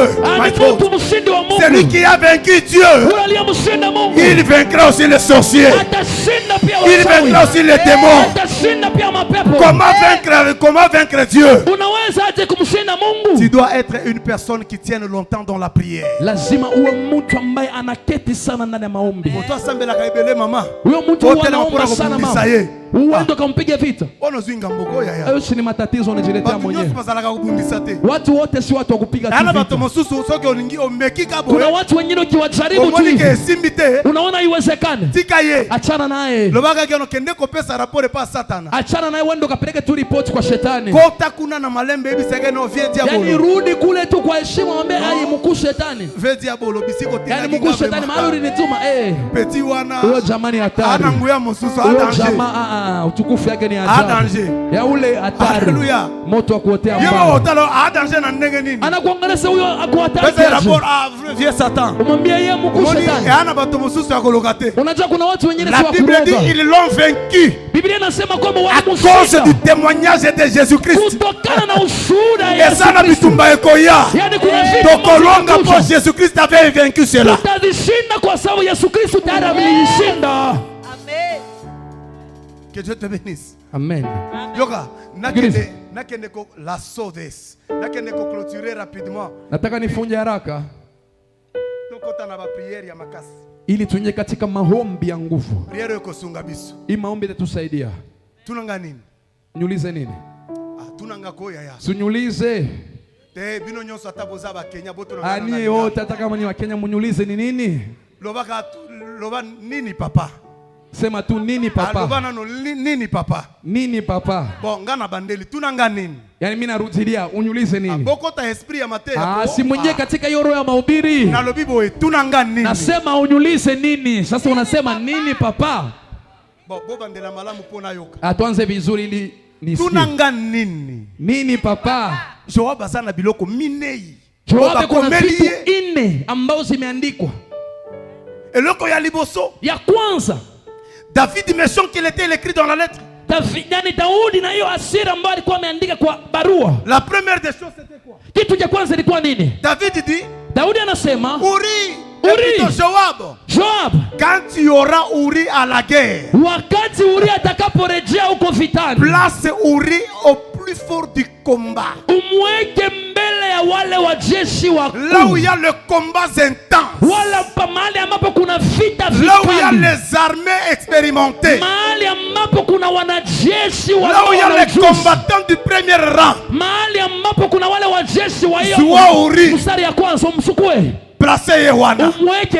Si David disait cela, c'est que David savait que Uri n'était pas le soldat du premier rang. mstari wa kwanza. David savait que Uri n'était pas le soldat du front qui attaquait. Alijua kwamba hakukuwa mwanajeshi ambaye alikuwa na ujuzi ya kupiga vita mbele. David dit, Daudi anasema, quand tu verras Uri, wakati utamwona Uria, place Uri umchukue Uria au plus fort du combat, umweke mbele ya wale wajeshi, là où il y a le combat intense. mahali pana vita vikali. Il y a des personnes dans cette église Kuna watu hapa kanisani ou dans ce monde ama hapa ulimwenguni que le diable a placé dans une vie de combats intenses. Shetani anamaweka katika vita vikali. Tu es né dans une famille de combats. Umezaliwa katika familia ya vita. Tu te maries dans un mariage de combat. Umeolewa ama umeoleka ndani ya vita. Là où tu travailles, il y a des combats. Mahali unapofanya kazi kuna Tout ce que mavita. toi tu fais, il y a que des combats. Kila kitu unachokifanya ni vita tu. Il y a des personnes comme ça Kuna watu wa aina hiyo que le diable a placé Shetani anawaweka dans des combats intenses. anawaweka katika vita Il y a vikali. des personnes qui peuvent te parler Kuna watu wanaweza l'histoire de wakaongea leur vie, historia yao commençant par la famille. kuanzia Et familia là où ils sont en train de na partir, mahali wanaelekea. ce n'est que des combats. Yani ni vita tupu. Je parlais avec une personne. Nilikuwa naongea na mtu mmoja. La personne m'appelle au téléphone pour me dire ceci. Huyo mtu akaniita kwa simu akiniambia hivi. Non, papa. Papa, Pourquoi ma vie est toujours combattue? kwa nini maisha yangu kila wakati kuna vita Pour tu? me marier, Kuoa kwangu je devrais prier beaucoup. ilibidi niombe sana. Pour avoir le boulot, j'ai Kupata beaucoup kazi prié. ilibidi niombe. Pour mettre au monde, Hata j'ai beaucoup kuzaa prié. ilibidi niombe Pour sana. mes affaires, Makazi encore la zangu prière. lazima maombi. Sache que si tu traverses des choses pareilles, Jua kwamba kama le unapitia vitu diable kama t'a hizo, déjà placé au plus fort du combat. Shetani amesha kukuweka huko mbele katika mstari wa kwanza wa Tu vita. dois dire à Dieu, Seigneur, Lazima mwambie Bwana, Bwana, retire-moi au plus fort du combat. uniondoe katika mstari wa kwanza ya Je dis à vita. quelqu'un aujourd'hui là, Naambia mtu mmoja Dieu leo, va te retirer au front. Bwana atakutoa huko katika Dieu va te retirer au front. atakutoa mahali watu wanapambana. Manvita inapita. Ah, tu as des combats Kuna intenses. watu wanavita kila Il y mahali. a des gens qui ont des combats partout. Akili yake wakati alikuwa anasoma shule, akili yake ni ya shida. Son intelligence, lorsqu'il étudiait son intelligence Anaolewa combattue. kwa shida. Le mariage combattu. Mwili yake mwenyewe ni ugonjwa kila siku. Même son corps, il est malade chaque fois. Yeye na mume wake wanasikilizana leo na kesho wanagombana. Lui et son mari, aujourd'hui, ils sont unis. Demain, il y a des Yani querelles. anavita kila mahali. Il a des combats partout. Hata kitoka na mahali kwenda kukodi nyumba mahali fulani, Même s'il allait pour louer une maison quelque part, kuna roho za kibarua il y a les esprits de la lettre. zitamuongoza akakodi nyumba mahali huyo mwenye nyumba ni mubaya. Il va aller louer une maison là où la propriétaire n'est pas bonne. Il y a des personnes comme ça. Kuna watu wako hivyo. Même là où tu es en train de louer la maison, Hata mahali umekodi nyumba, ceux-là qui étaient là wale walikuwa naishi huko étaient bien. walikuwa Mais toi, vizuri, tu occupes cette maison-là. lakini wewe Tu as des ulipoingia combats avec le kuna bailleur. vita, unaanza wewe na mwenye nyumba. Tu peux te déplacer de ville en ville, Unaweza ukaenda miji na miji, de quartier en quartier. unaenda eneo Le yoyote ile. problème, ce n'est pas le quartier. Shida si eneo, Le problème, c'est l'esprit de la lettre. shida ni roho. On a déjà dit quoi? Wasa Qu'on te kusema place wewe, au plus fort du combat. wanakuweka mbele ya vita vikali, Que tu sois exposé dans des grands yani combats. wewe ukuwe tu mbele ya hiyo mavita Le kubwa. problème n'est pas ta maman. Shida si mama yako, Le problème n'est pas ton père. shida si baba yako, Le problème n'est pas ton ami. shida si Le rafiki, problème, shida la lettre écrite ni là, barua on a iliyoandikwa. déjà écrit Wameandika que toi, Liliane, wewe tu auras Liliane, toujours la vie de combat. lazima utapitia vita. Permettez Liliane, hein? Sorry Liliane, uniruhusu kama nitataja jina lako sana, kwa sababu ni mtu wa kwanza ambaye nilianza naye unabii jana. Hiyo jina kabaki kwa akili. Yupo. Yes, Edela. Samani Liliane. Samani kabisa. Eko wapi? Jioneshe kwanza. Ndio wewe. Wewe ndio niliambia jana. Samani kwa kutaja jina lako. Watu hawajui kama ni wewe. Wanajua tu ni yule Liliane mwingine. Mungu atakusaidia. Amen. Inawezekana kila mahali nikitaja jina lako. Peut-être partout je cite ton nom. Ukichunguza kwa unabii, Lorsque tu termines la prophétie, ça peut être ta basi prophétie. niache nitae tu. Alors laisse-moi citer. Sema amen. Dis amen. Nimekutaja sana na leo nitakupatia unabii ya matapisi basi. Je t'ai beaucoup cité aujourd'hui, je vais encore prophétiser pour t'aider. Est-ce que quelqu'un comprend moi ce que je dis? Regarde bien ta vie. Tu traverses quelle période? Tu as des moments de combat partout. Si tu remarques qu'il y a des combats partout, mon frère, ma soeur, cela n'est pas normal. Cela n'est pas normal. Révolutionne-toi dans la prière. Refuse cela. Il y a des gens, même si on les reçoit dans la prophétie, tu es même fatigué de la personne. Parce que chaque fois que la personne vient, tu ne vois que des combats. Même dans le sommeil, la personne ne rêve que des combats. Tes amis rêvent des bons rêves, mais toi, même maman sait très bien que cette personne ici, qui est là, c'est telle personne. dit, je sais qu'elle est venue avec des combats. Telle personne, lorsqu'elle commence, maman, dans les rêves que j'ai eu, ma tante est en train de m'ensorceler. Maman, la nuit, je n'ai pas pu dormir. Lorsque tu as trop de combats, tu n'as pas de sommeil, tu n'as pas de paix, tu pleures chaque jour, chaque chose que tu fais ne marche pas. Aujourd'hui, il y a ta délivrance. Ta délivrance de quitter ces choses. Je te dis aujourd'hui, il y a ta délivrance. Laisse-moi te dire, si tu m'entends, que tu le veuilles ou pas, on va te délivrer de là.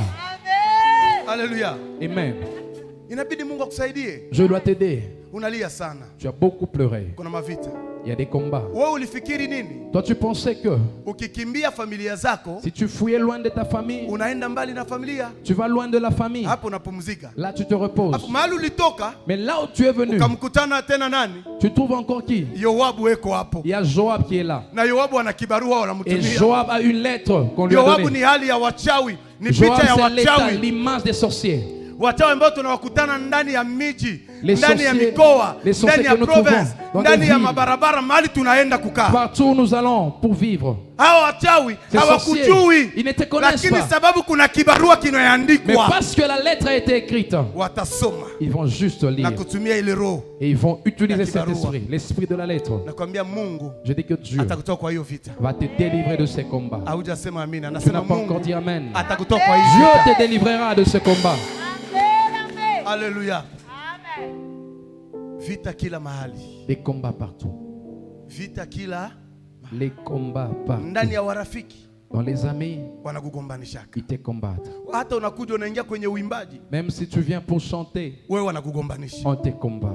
Hata kila mahali unaenda kuna mavita. Donc partout où tu vas, il y a des combats. Umwambie Mungu. Dis à Dieu. Hiki kitu leo. Seigneur, cette chose aujourd'hui, c'est la fin.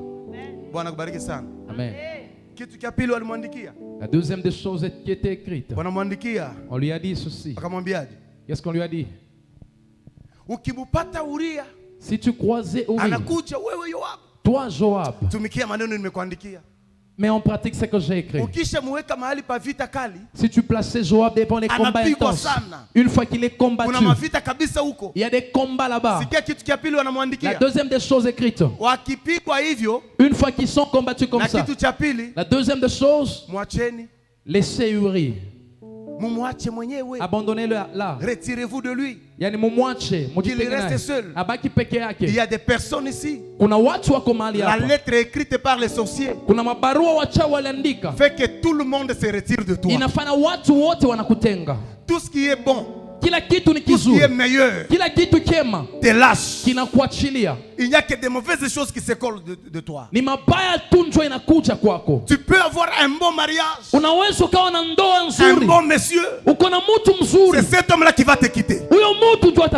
Tu peux avoir un bon travail, le bon travail va te refuser.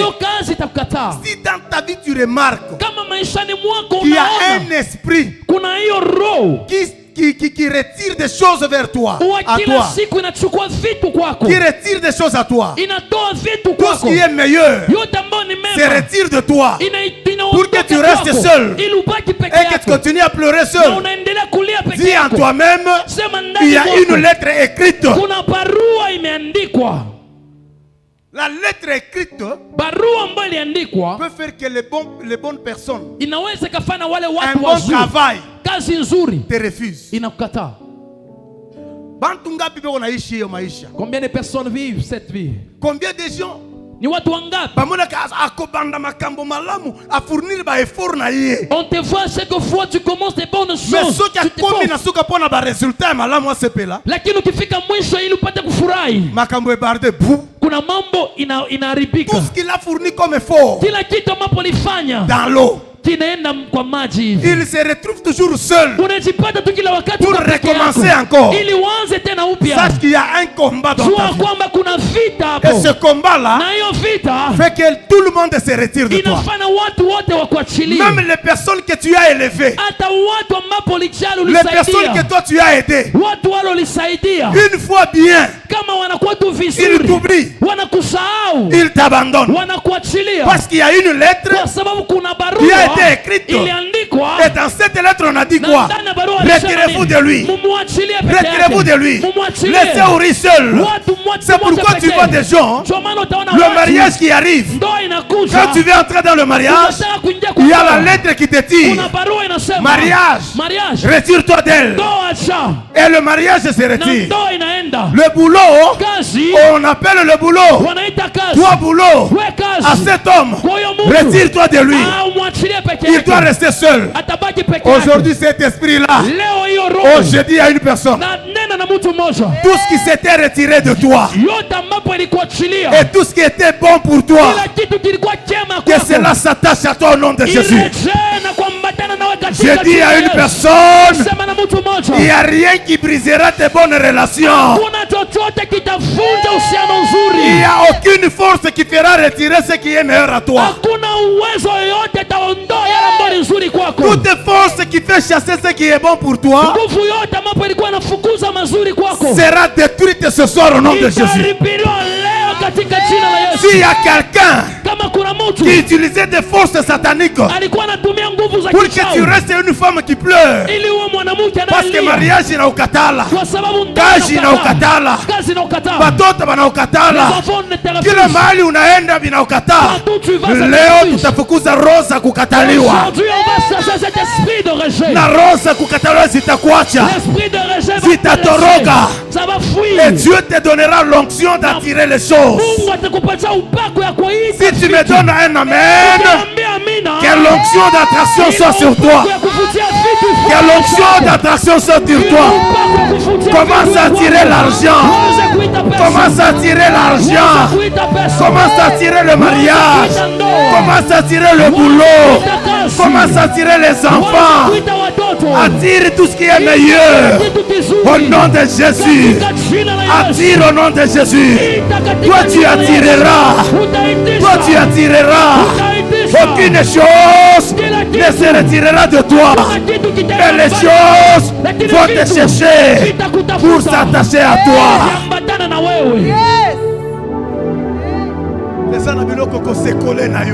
Kuna vitu ambavyo vitakuja kuungana na wewe.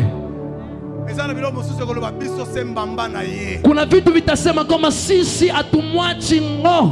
Je condamne l'argent à rester collé à toi. Minasema na pesa yambatane na wewe. Kama pesa zilikuwa na kukimbia, jioni ya leo mimi kama mkoani wa Mungu naambia pesa, roza kumkimbia huyu baba, roza kumkimbia huyu dada.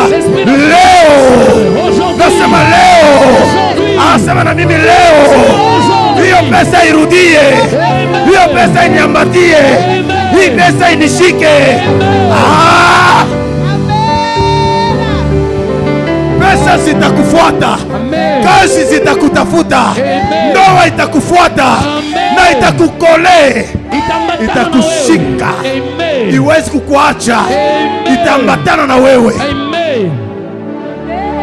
Sababu kuna anointing ya Mungu. Kuna upako wa Mungu. Itafanya wewe vitu vyote viambatane na wewe. Hakuna kitu kitakutoroka, hakuna kitu kitakukimbia, hakuna ndoa itavunjika, hakuna mwanaume atakuacha, hakuna kazi itaharibika tena, hakuna kitu kitakukataa. Vitu vyote vitaambatana na wewe. Unajua ukiwa na roho za kukataliwa na vitu. Tu sais si tu as l'esprit où les choses te refusent. Tunataka kuimba. On veut chanter. Banatuma. Komboyo, komboyo. On entend la chanson. Komboyo ya Yesu Yoga yago. Komboyo, komboyo Soki esprit ya biloko ebo ya yo evangelio. Kama roho ya koyemba ekoboya. Hata roho ya kuimba itakukataa. Yani itakukataa kabisa. Nataka kusema kwa Kiswahili inakataa kabisa. Haleluya. Kila kitu unafanya kinakukataa. Tout ce que tu fais te refuse. Kuna watu wanaweza kukwambia. Il y a des gens qui peuvent te dire. Baba, mimi maisha yangu. Papa, moi ma vie à moi. Wakati nilikuwa kwa ndoa. Lorsque j'étais dans le mariage. Le mariage était brisé. Nikaanza biashara. J'ai commencé les affaires. Baba, biashara biendi. Papa, les affaires n'ont pas marché. Mjomba yangu alikuwa ananisaidia. Mon oncle qui était en train de m'aider. Akaniacha peke yangu. Il m'a laissé seul. Baba, hata watoto niliwalea. Même les enfants que j'ai éduqués, ils m'ont abandonné. Maneno sio wao wanakuacha. Le problème ce n'est pas eux. Kuna roho za kuachiwa. Il y a l'esprit de rejet. Wanakusukumia. Il y a l'esprit de rejet. Aujourd'hui, cet esprit itoroge kwa maisha yako. Quitte ta vie au nom de Jésus. Kuna watu anaweza kuanzisha biashara. Il y a des gens qui peuvent commencer les affaires en train de donner aux gens des choses à crédit. Et qu'on appelle watu vitu kwa deni. Quand tu donnes aux gens des crédits, wakati unapea watu hizo vitu za deni, les gens vont prendre à crédit. Watu wanachukua kwa deni. Puisque tu as l'esprit de refus. Kwa sababu uko na hiyo roho ya kuachiliwa. Abandonné. Hiyo roho ya kukataliwa. Watu watachukua madeni, wanaenda na madeni, wanahama. Wanakula pesa lako, wanakula capital, wanakula vitu vyote. Mtu anakuwa analia, baba hata nikikodisha vitu, watu wanilipi, sio watu. Unaroza kuachiwa na biashara. Unaroza kuachiwa na pesa, unaroza kuachiwa na kazi. Leo hauwezi kukataliwa. Bwana Yesu akusaidie sana. Amen. Sema kwa jina la Yesu. Nataka useme kwa kinywa chako, sema kwa jina la Yesu. Kwa jina la Yesu. Sema na nguvu kabisa kwa jina la Yesu. Kwa jina la Yesu. Roho zote za kuachiwa kwa maisha yangu, kwa maisha yangu nazikanyaga kwa jina la Yesu. Kwa jina la Yesu. Sema roho zote za kuniacha peke yangu, leo zinitoke kwa jina la Yesu. Kwa jina la Yesu. Zinakutoka. Amen. Nikwambie, laisse-moi te dire, wakamwandikia Yoabu kitu kia 4 kia 5. On a écrit la troisième chose. Hapa ni vitae haraka tuingie kwa maombi. Je vais dire ça rapidement, t'as compris? Si ndivyo? Tumwandikie vitu vitatu. Kitu kia 3 anamwandikiaje? La troisième des choses. Daudi anasema, David a dit, ukimuona Uria, si tu vois seulement Uria, uko kwa vita, tu es là au combat. Kwanza, la première des choses, umweke mahali pa vita kali. Place Uri devant les combats intenses. Pili, deuxième, mumuache mwenyewe. Laissez-le seul. Na tatu, 3, apigwe. Qu'on le frappe. Alléluia. Amen. Uria apigwe. Uri, qu'il soit frappé. Kuna mapepo zinapiga watu. Il y a des esprits qui frappent des gens. Ukiwa na hii mapepo za kupigwa, quand tu as ces esprits qui frappent, yani kila hole, kila jambo mbaya zinakukuta wewe tu. Il n'y a que le malheur qui va suivre ta vie. Il y a des gens, hein, quand il y a la choléra, kuna watu hata kama kuna hiyo magonjwa ya kolera, ça la frappe. Inampata. Il y a des personnes comme ça. Kuna watu wako hivyo. Il y a une épidémie quelconque. Kuna hiyo ugonjwa yote ikikuja, ça frappe. Lazima imupate. J'ai croisé une sœur en Tanzanie. Nilipatana na dada fulani hivi Tanzania. Cette femme à Dar es Salaam. Huyo dada huko Dar es Salaam. Elle a commencé à m'étaler la liste des maladies qu'elle a. Alikuwa ananipatia hiyo orodha ya magonjwa ambayo alikuwa nazo. J'ai dit mais maman, nikamwambia mama yangu, tu es la poubelle de la maladie. Hivi wewe mwenyewe ni kama baba, yani jalala ya magonjwa ama nini? Kifua hapa. Yani niko na kifua. Kiuno kinauma. Kiuno kinauma. Baba, hapa niko nakwambia hata singo, sikuli. Baba, hapa niko nakwambia mkono wangu usiku nikilala unakauka, unakauka. Je ne sais pas. Baba, hapa niko nakwambia niko nasikia stomach, moto zinawaka hapa. Baba, unaona kwa goti langu, nikiwa natembea goti langu linatekateka. Lorsque je marche, baba, unaona kwa mguu wangu, nikiwa naenda unasikia mguu wangu ni kama niko natwanga miba. C'est comme si des épines. Unaona meno langu, meno zinaniuma. Ona baba, unaona nyele zangu zinakuwa zinakatika peke yake. Ça se coupe de soi. Nikamwangalia. Je regardais la personne. Una nini? Maintenant tu as nikaelewa katika dunia ya kiroho. J'ai compris dans le anaroza kupigwa. Il a l'esprit d'être frappé.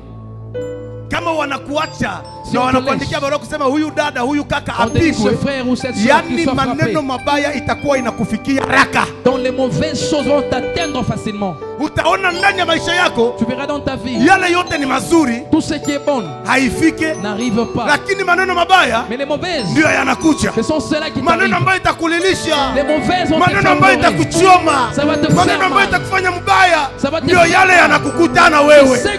Ile ambayo ni mazuri haikuji hata mara moja. Nataka umwambie Bwana, roho zote za kupigwa kwa maisha yangu na zikataa kwa jina la Yesu. Je refuse au nom de Jésus. Ukatae roho za kupigwa. Refuse cet esprit. Na kitu cha mwisho tuingie kwa maombi.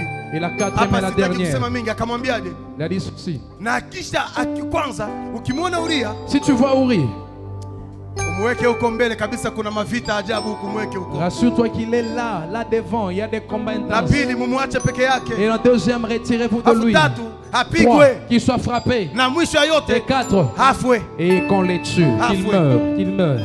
Kuna watu wakisha mwandikia roho za mauti. Il y a des gens, lorsqu'on écrit l'esprit des morts, zitakufuata kabisa. Ça va te suivre. Itakupa roho za kuweza kujinyonga mwenyewe. Ça va te donner cet esprit même itakupatia roho za kujiwekea sumu. Tu peux même mettre du poison. Utapitiwa kwa maajali. Tu vas passer par des accidents. Utaumwa na magonjwa ambayo unajiona mimi hapa ni uzima au kifo. Tu auras des maladies, tu verras que non, ça doit me prendre. Hii yote ni pepo za kifo zinakuja. Ça c'est l'esprit de mort qui vient. Pepo za kifo kama zinakuja, lorsque l'esprit de mort vient, zinataka kumhangaisha mtu, kumsumbua kabisa. Ça veut faire souffrir une personne. Zinaweza kuua biashara, zinaweza kukuuia ndoa, zinaweza kukuuia kazi ya uimbaji, zinaweza kukuuia kazi yako, na zinakufikisha mwisho zinakuua mwenyewe. Et te faire arriver à la fin même te tuer. Kuna watu wanaishi hapa lakini wanafikiria kujinyonga. Il y a des gens qui vivent mais ils pensent wanafikiria hata anaona ni kama duniani hapa mimi sina maana. Il va comme s'il n'a pas de la valeur. Sababu kila kitu ninakifanya mwisho ya yote ni kufe tu. Leo nakutangazia usijiue mwenyewe. Ne te tue pas. Wewe utaishi milele. Tu vivras éternellement. Daudi akaangalia akasema roho za mauti zinanifuata. Uri a dit l'esprit de mort me suit. Daudi akasema roho za mauti zinanifuata. Uri a dit l'esprit de mort me suit. Ndio akaambia roho za mauti. Il a dit l'esprit de mort. Anasema moi je ne mourrai point. Comme si takufa. Donc maana yake alitaka kumwambia nini roho ya mauti? Asema this is not my time today. Kama si wakati wangu wa kukufa. Siwezi kukufa, sio muda wangu. Amen. Sitakufa mimi, ndio nitashuhudia. Amen. Ninatangazia mtu mmoja. Amen. Pepo za mauti zikuachie fasi kwa jina la Yesu. Kama walikuandikia wewe ufariki, hiyo pepo za kifo tunazitoa. Zikuachie fasi kwa jina la Yesu. Nasema hutakufa. Wewe utaishi. Nakwambia utaishi maisha marefu. Pepo za kifo zikuachie fasi. Pepo za kufisha watoto zikuachie fasi. Pepo za kuua mandoa zikuachie fasi. Hii pepo za mauti ziache fasi. Yani pepo za mauti ilikosea kwa kwenda, sio kwako. Mali yake ni pali pengine. Toi tu ne mourras pas. J'enlève l'esprit de mort dans ta vie. J'enlève l'esprit de mort dans ton foyer. J'enlève l'esprit de mort dans toutes les choses. Oh my God. Pendant que je parle de l'esprit de mort, Dieu me dit il accepte d'arrêter la mort d'une personne, je ne sais pas, dans l'église, qui peut s'appeler Naomi. Je vois un esprit de mort. Pendant que je déclare, je vois une personne qui s'appelle Naomi. Naomi, c'est un nom féminin. C'est pour les femmes. Donc c'est une femme. Il y a un esprit de mort que Dieu accepte à protéger. Si l'esprit de prophétie est sur moi, je peux aller plus loin pour dire, je vois une Naomi, mais ce n'est pas une maman. Une Naomi. Et cette Naomi là, c'est une fille. Elle peut être une fillette. Des histoires comme ça. Dieu me dit, il épargne Mungu anasema C'était mort à cette Naomi là. Anamwepusha hiyo De la kifo. même manière Hivyo que Naomi ne mourra pas, hivyo Naomi, toi aussi tu ne mourras pas. Na wewe pia De utakufa. la même manière que tu as épargné Naomi, Hivyo vile Mungu que Dieu t'épargne aussi. akuepushe pia. De la même manière que Naomi vivra longtemps, Vile Naomi tu vivras aussi longtemps. marefu, na wewe pia utaishi maisha marefu. Que Dieu te bénisse. Mungu akubariki. C'est ma mère. Amen. Je prophétise un peu et puis on prie. Natabiri kidogo na tuombe. Dada, je t'ai promis que je vais te prophétiser. Tiens-toi debout. Dada, nilikwambia kwamba Tiens-toi d'abord debout.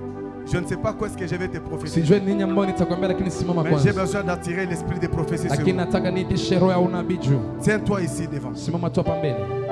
Que Dieu te bénisse. Mungu akubariki. Je veux que l'esprit des prophètes Nataka roho ya unabii puisse faire quelque chose. ifanye kitu. Parce que je t'ai dit que Kwa sababu tu as droit à la nilikwambia prophétie. una haki kwa unabii. Tellement que j'étais beaucoup cité. Tokana na vile nilikutaja sana, Je demande à Dieu de te voir. naomba Mungu akuone. La première des choses que je demande à Dieu, moi, Ya je kwanza ne ambayo dis mimi pas namuomba ainsi dit Mungu, l'Éternel. mimi si eti kwa Je Mungu demande amesema, à Dieu lakini namuomba de Mungu consoler ton cœur. afariji moyo Ça c'est ma wako. prière. Hiyo ni maombi Et yangu. quand moi j'ai dit cela, Lakini wakati nasema en tant hivyo qu'un homme de Dieu, kama mtumishi wa Mungu, je demande à Dieu, namuomba Mungu, pourquoi cette sœur tu me parles kwa nini en tant unaniambia que kwa ajili serviteur yangu que Asa la consoler. ya kwamba Et akafarijiwe? Dieu me dit, Na Mungu ananiambia réellement tu as besoin de la consolation. kweli unahitaji kufarijiwa na Parce que le Mungu, diable t'a beaucoup combattu. kwa sababu shetani amekupiga vita Et le sana, combat du diable dans ta vie na hii vita za shetani juu ya maisha était yako parti se situer dans certains domaines qui étaient très importants pour toi. iliingilia katika vitu fulani ambazo zilikuwa za muhimu Et sana kwa parmi maisha les yako, domaines les plus importants que le diable a combattu dans ta vie, na katika hizo vitu za muhimu ambazo alizipiga vita je kwa vois maisha le diable yako, te combattre dans le domaine du mariage. naomba shetani amekupiga vita ndani ya ndoa. Encourage-moi avec un amen pour que j'avance. Uniambie amina ili niendelee. Ou soit qu'on te donne un micro pour que je sache. Wakupatie mic ili nipate kusikia. Que Dieu te bénisse. Mungu akubariki. L'Esprit de Dieu me dit, Roho ya Mungu inaniambia tu as besoin de la consolation de Dieu. unahitaji faraja kutoka kwa Mungu. Le diable t'a combattu dans le domaine du mariage. Shetani alikupiga vita ndani ya ndoa. Et dans ce domaine du mariage, qu'est-ce que je vois? Na katika hiyo njia ndoa naona nini? Je vois comme si quelqu'un qui est en train de partir dans le mariage, qui entre dans le mariage. Naona kama mtu ambaye yuko anaingia ndani ya ndoa, ambaye anaingia kwa Mais quand ndoa. la personne entre dans le mariage, Lakini wakati huo mtu anaingia kwa ndoa, ce qui m'étonne dans ce mariage-là, lakini kitu kinanishangaza kwa hiyo je vois ndoa, les lits qui sont inversés, naona renversés. vitanda ambapo vimegeuzwa. Et je vois les chaises inversées, Naona renversées pia aussi. viti Et vimegeuzwa. je commence à demander à Dieu, c'est quoi cet Na esprit? namuuliza Mungu, hiyo roho ni nini? L'esprit de l'éternel me dit ceci. Roho ya Mungu inaniambia Le hivi. monde de ténèbres Yaani ulimwengu wa avait giza préparé pour toi walikuwa wanapanga que juu tu te yako retrouves dans un mariage. ili ujipate katika Et un ndoa, mariage qui n'était pas un bonheur pour toi. na ndoa ambaye kwa baraka kwako. Si je dis en tant que prophète, Kama mimi nasema kama et dans ce nabii, mariage-là, na ndani ya hiyo tu ndoa as passé des moments très compliqués, très combattus. ulipitiza wakati ambapo ulipigwa vita Jusqu'à un sana, niveau où la décision est venue de toi-même. hadi wakati ambapo maamuzi ikatoka kwako, Pour prendre la décision de quitter. ukapata hiyo maamuzi ya kutoka. Et quand tu quittes ce mariage, Na ulivyotoka katika hiyo cet ndoa, endroit-là, c'est que je vois. hiyo mahali kitu Tu ne unaona, sors pas seul dans ce mariage-là. utatoka peke yako. Encourage-moi avec le micro que je Uniambie sache. amina, nijue kama ni kweli. Vrai ou faux? Ni kweli ama ni uongo? Hein?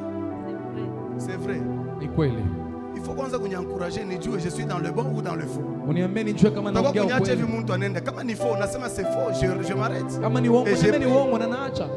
Que Dieu te bénisse. Amen. Je te vois dans le mariage. Na kuona ndani ya hiyo ndoa Tu sors, umetoka, mais tu ne sors pas seul. lakini haukutoka peke yako, Vous sortez à trois. mkatoka watatu. Je te vois toi devant.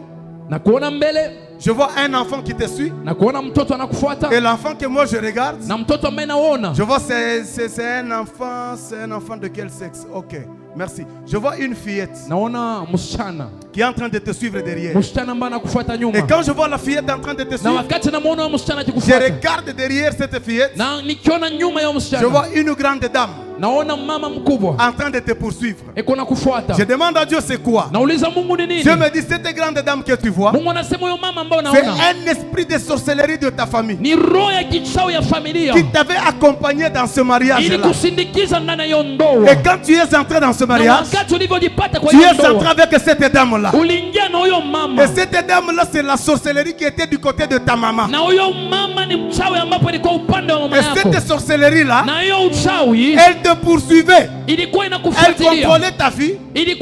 Parce que Dieu me dit, toi tu es une étoile. Et tu es celui, celle qui changera l'histoire de ta famille. Il y a plusieurs choses qui se feront par toi. Parce que Dieu me dit que sur toi il y a une grâce qui te couvre. Et cette grâce qui couvre ta vie fera que toi tu sois distingué. Cette histoire-là t'avait dégoûté à se remarier encore. Parce que ce que tu as vécu n'était pas bon. Tu as perdu le courage. Tu as perdu le goût de te remarier. Et ce que je vois encore, merci. Qu'est-ce que je vois? L'esprit des prophètes me dit ceci. Regarde bien cette sœur. Quand je te regarde, je te vois en dédoublement. Quand je te vois en dédoublement, je vois une autre personne qui est restée à Bukavu. Mais je vois une autre personne qui est encore ici. L'Éternel Dieu me dit, il y a un esprit qui contrôle ton nombre à partir de là où tu es parti. Mais Dieu me dit à dater de ce soir, il va te retirer là-bas. Oh my God. C'est comme ça que vous recevez des prophéties chez vous. C'est comme ça que vous recevez cela. Vous me découragez. Encouragez-moi alors. Dieu va t'aider. Aujourd'hui, Dieu va mettre fin à cet esprit qui te faisait pleurer. Tu es une femme courageuse. Tu aimes te battre beaucoup. Mais il y a une force qui veut te ravir. Tout ce que toi tu veux avoir. Tout ce que toi tu veux avoir. Pendant que je parle de toi, l'esprit de l'Éternel est en train de me dire, je parle sur André. Je ne connais pas un André, c'est qui? Est-ce que je peux parler sur André? Oh my God, attends, minenda na mu désordre, ça tu calculer maombi. C'est ma mère bien niende mu désordre. Sema mina vizuri nyende na ovyo ovyo. Amen. Nataka nyende na mu désordre. Sema mimi bien.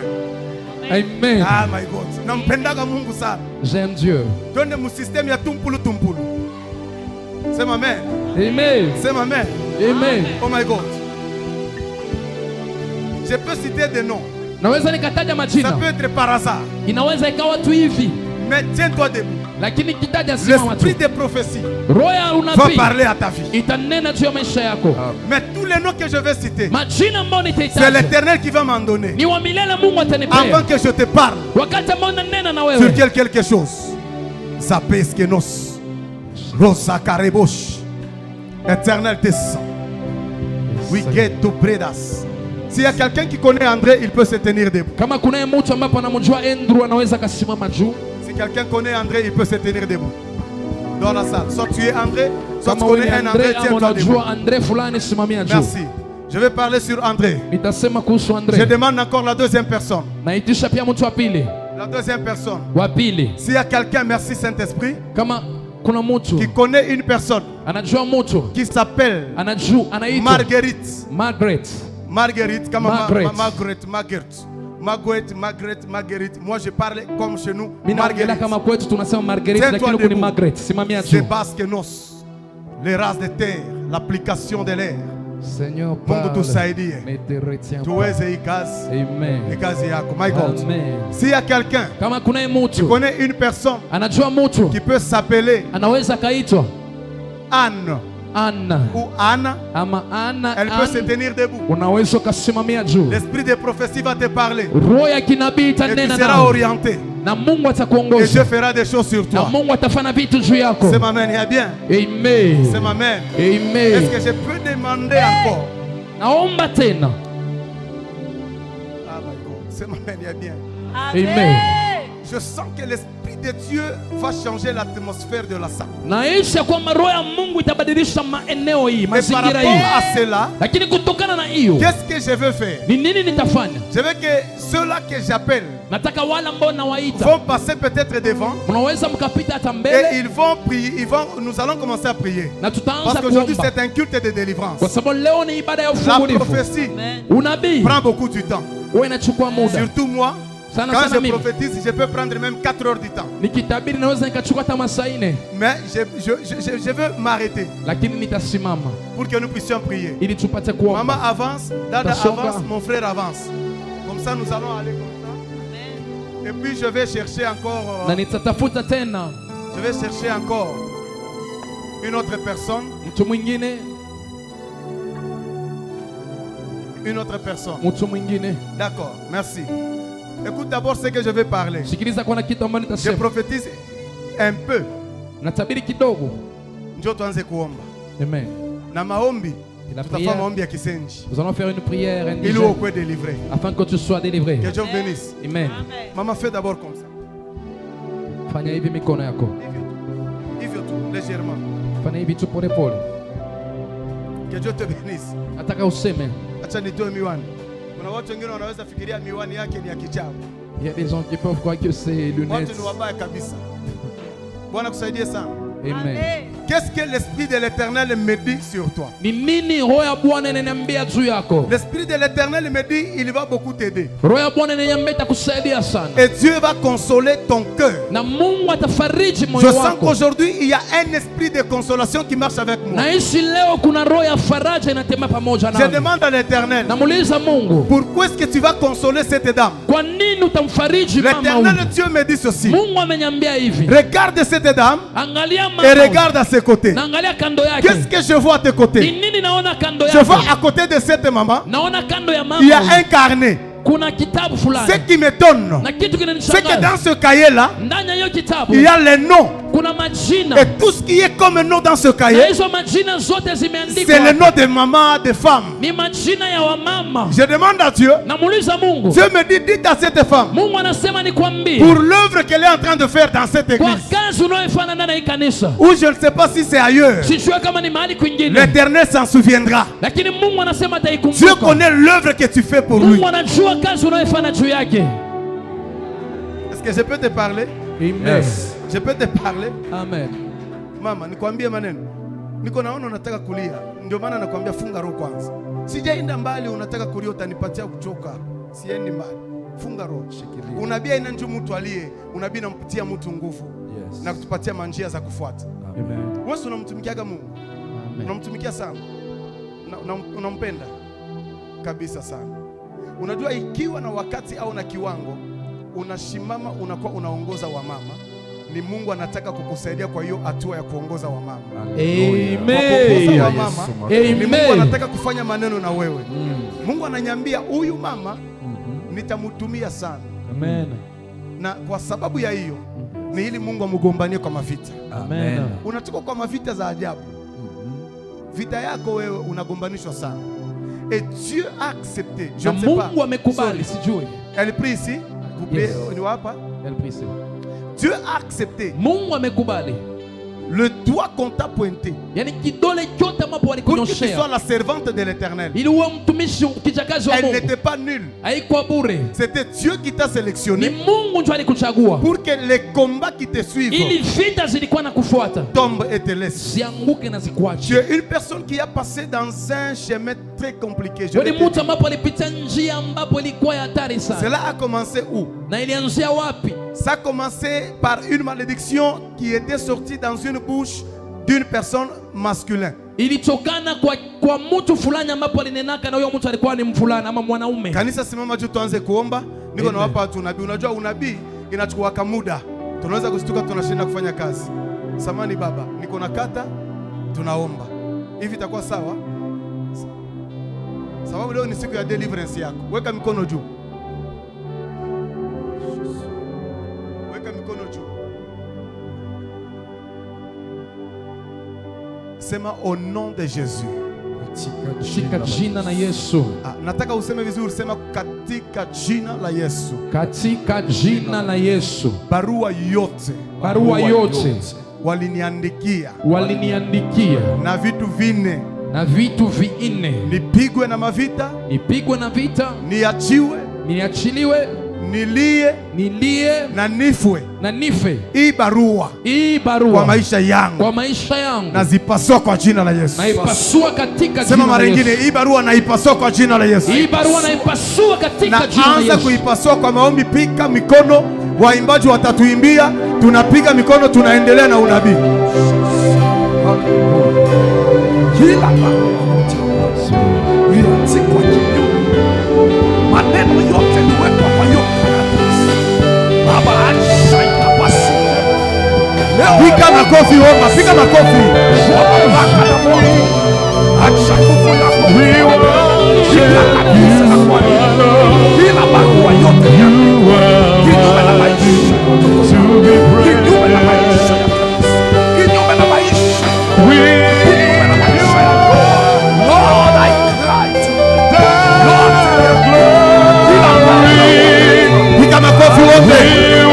Piga makofi, piga makofi, piga makofi.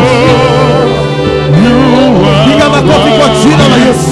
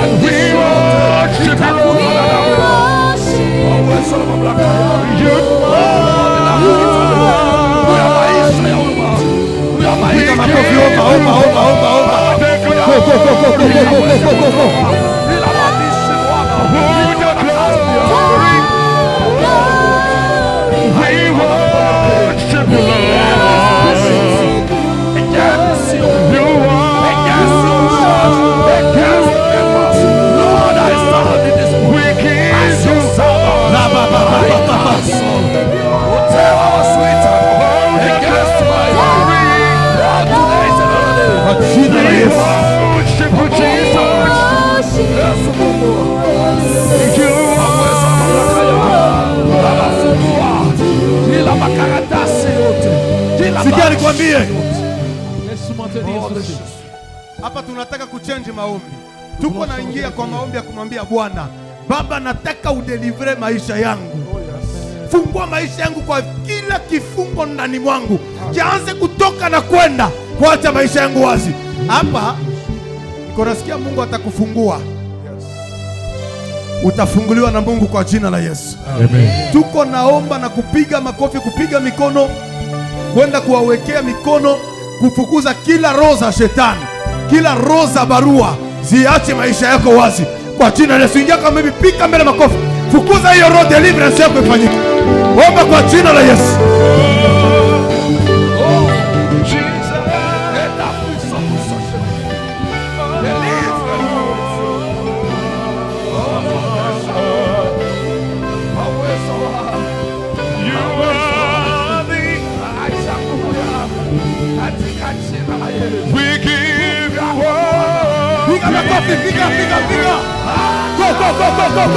Piga. Go. Kwa jina la Yesu. Wote sasa shetani. Yaani kutoroka. Wote sasa shetani. Wewe unatoroka. Piga makofi omba. Piga makofi omba. Piga makofi omba. Piga makofi omba. Katara sote. Wote. You are holy.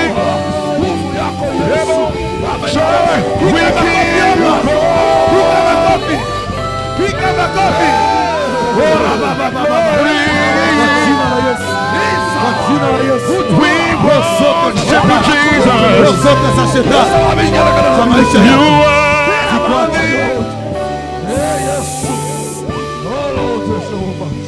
Weka mikono juu, simama juu. Nataka roho zote za shetani. Rasekador washinda. Ozani. Pepo yote ya shetani. Ule wote walimuweka kama roho za shetani kulilishe. Leo tumutokonye kwa jina la Yesu. Atoke na kuama. Sema pamoja na mimi, Bwana Yesu. Bwana Yesu. Pika makofi, sema na nguvu. Sema Bwana Yesu. Bwana Yesu. Nataka upike makofi. Sema Bwana Yesu. Bwana Yesu. Sema jioni ya leo. Sema na nguvu, jioni ya leo. Kila roho za shetani zinanisumbua, zinanililisha ndani ya maisha yangu, yanze kutoroka. Sema itoke. Sema na nguvu, piga mikono, itoke. Sema itoke kwa jina la Yesu. Sema iame kwa jina la Yesu. Nataka roho zote za shetani zikuachie nafasi. Dada, njoo kwanza wewe. Niko naona maneno Mungu kusaidie. Wewe kuja. Niko naona Mungu kuwasaidia, lakini nimeona kama muda umeenda. Nitakuwa kwa spidi kabisa. Mama, Mungu atakusaidia. Uwezi lia tena na Mungu atakuweka furaha. Mungu ananiambia endelea kumtumikia Mungu. Amen. Na kazi ya Mungu ambayo unaifanya uifanye vizuri kwa utaratibu. Amen. Kwa hiyo kazi ya Mungu kuna kitu Mungu ameficha huko kama siri za kukusaidia. Unahudumia wamama kama kiongozi wa mama. Niendelee kumfanizia Mungu. Hiyo kazi kwa kuongoza wamama, kuna kitu Mungu atafanya kwa maisha yako. Amen. Niko naona Mungu kukurudishia furaha. Sababu muda mrefu shetani alikuwa amekuiba furaha. Na Mungu ananiambia simama kabisa. Niko nakuona barabarani unafanya kazi kama ya uinjilisti. Kuwakokota watu, kuwatangazia watu wakuje kanisani. Ufanye hiyo kazi kabisa. Utaona Mungu atafanya kitu ndani ya maisha yako. Amen. Mungu ananiambia simamia hiyo kazi. Ualike tu watu, tembea. Muda wa hii kanisa umeshafika. Amen. Na Mungu ananiambia atasaidia hii kanisa kabisa. Amen. Wacha niseme kidogo.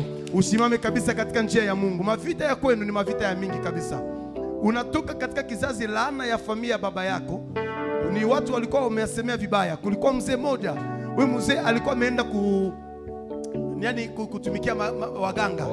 Huyu mzee wakati alitumikia waganga, aliingiza laana ndani ya familia. Ndio maana ndani ya familia watu wengi hawana furaha. Wengi hawafanikiwi, watu shetani anawaiba hiyo furaha. Yaani anawanyima hiyo furaha. Mungu ananiambia kupitia wewe Mungu atachange historia ya familia yako. Amen. Na utafanikiwa na watu katika familia. Amen. Watafanikiwa kabisa. Amen. Acha Mungu akusaidie. Mungu akupe furaha ndani ya ndoa. Amen. Mungu akupe furaha ndani ya kazi kwa jina la Yesu Kristo. Mungu akusaidie. Sema amen. Amen. Nishike kwanza. Sema amen. Wewe ni mpole. Ni Mkenya, ni Mkongo? Kenya. Mkenya. Basi. Mungu atakusaidia. Niko nasikia Mungu kuniambia, nikwambia atakusaidia. Amen. Na kuna neema za Mungu ziko juu yako. Niko naona wananipatia letter. Barua. Hiyo barua wanaandika kwetu tunaita U kama U kwetu ni U. Niko naona wananipatia B. Wewe unaitwa nani? Nani? Nani? Wamboi.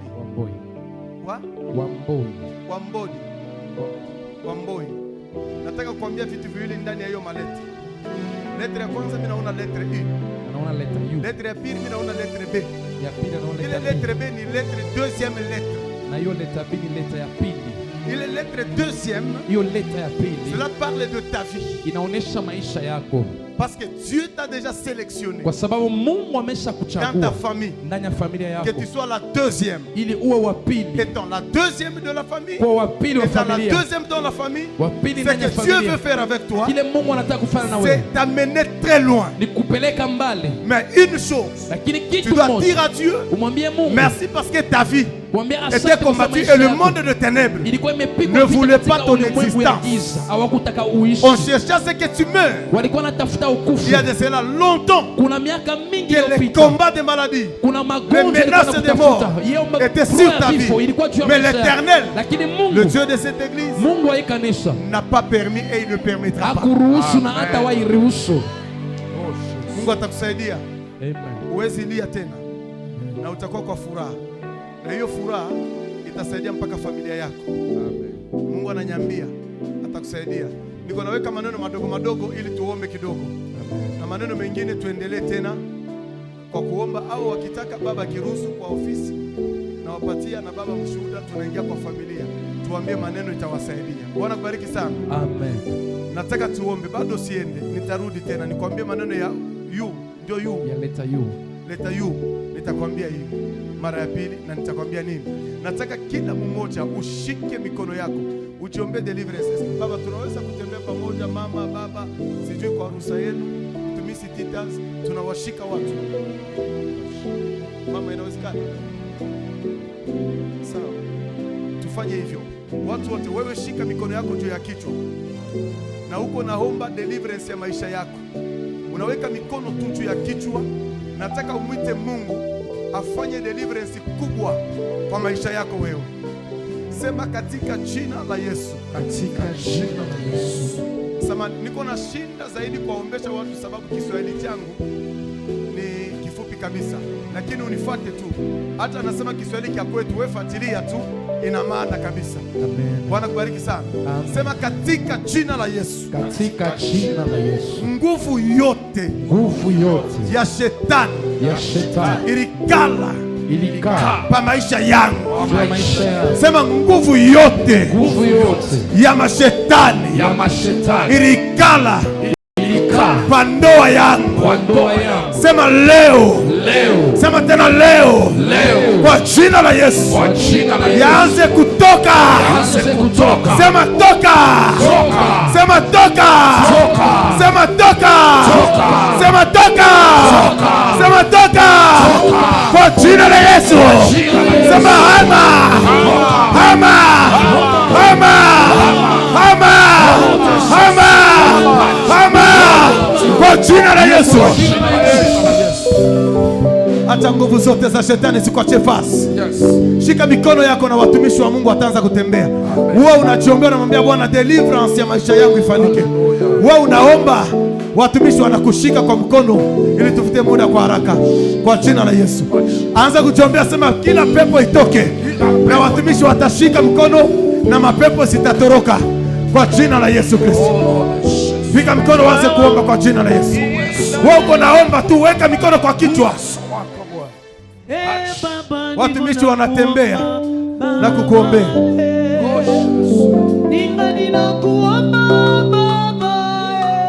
Baba, katika jina la Yesu. Katika jina la Yesu Kristo. Naombea maisha. Baba,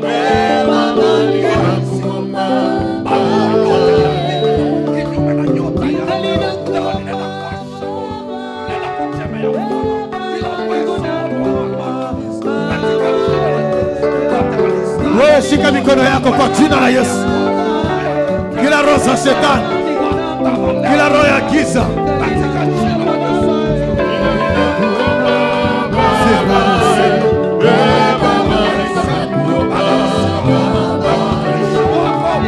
zote za shetani ambao waliweka ndani mwako itoroke, ikwache kwa jina la Yesu. Nasema na nguvu zote za giza itoke katika jina la Yesu. Pepe yote walirusha misemo yote walisema na kuandika chini kinyume na baraka yake, leo Bwana inainalifaa ile mighty name of Jesus. Acha Mungu uweze kufungua Yesu.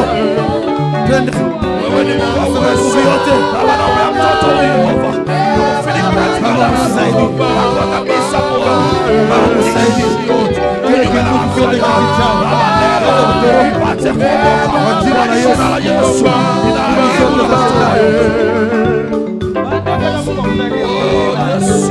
Baba, watoto wa innocent.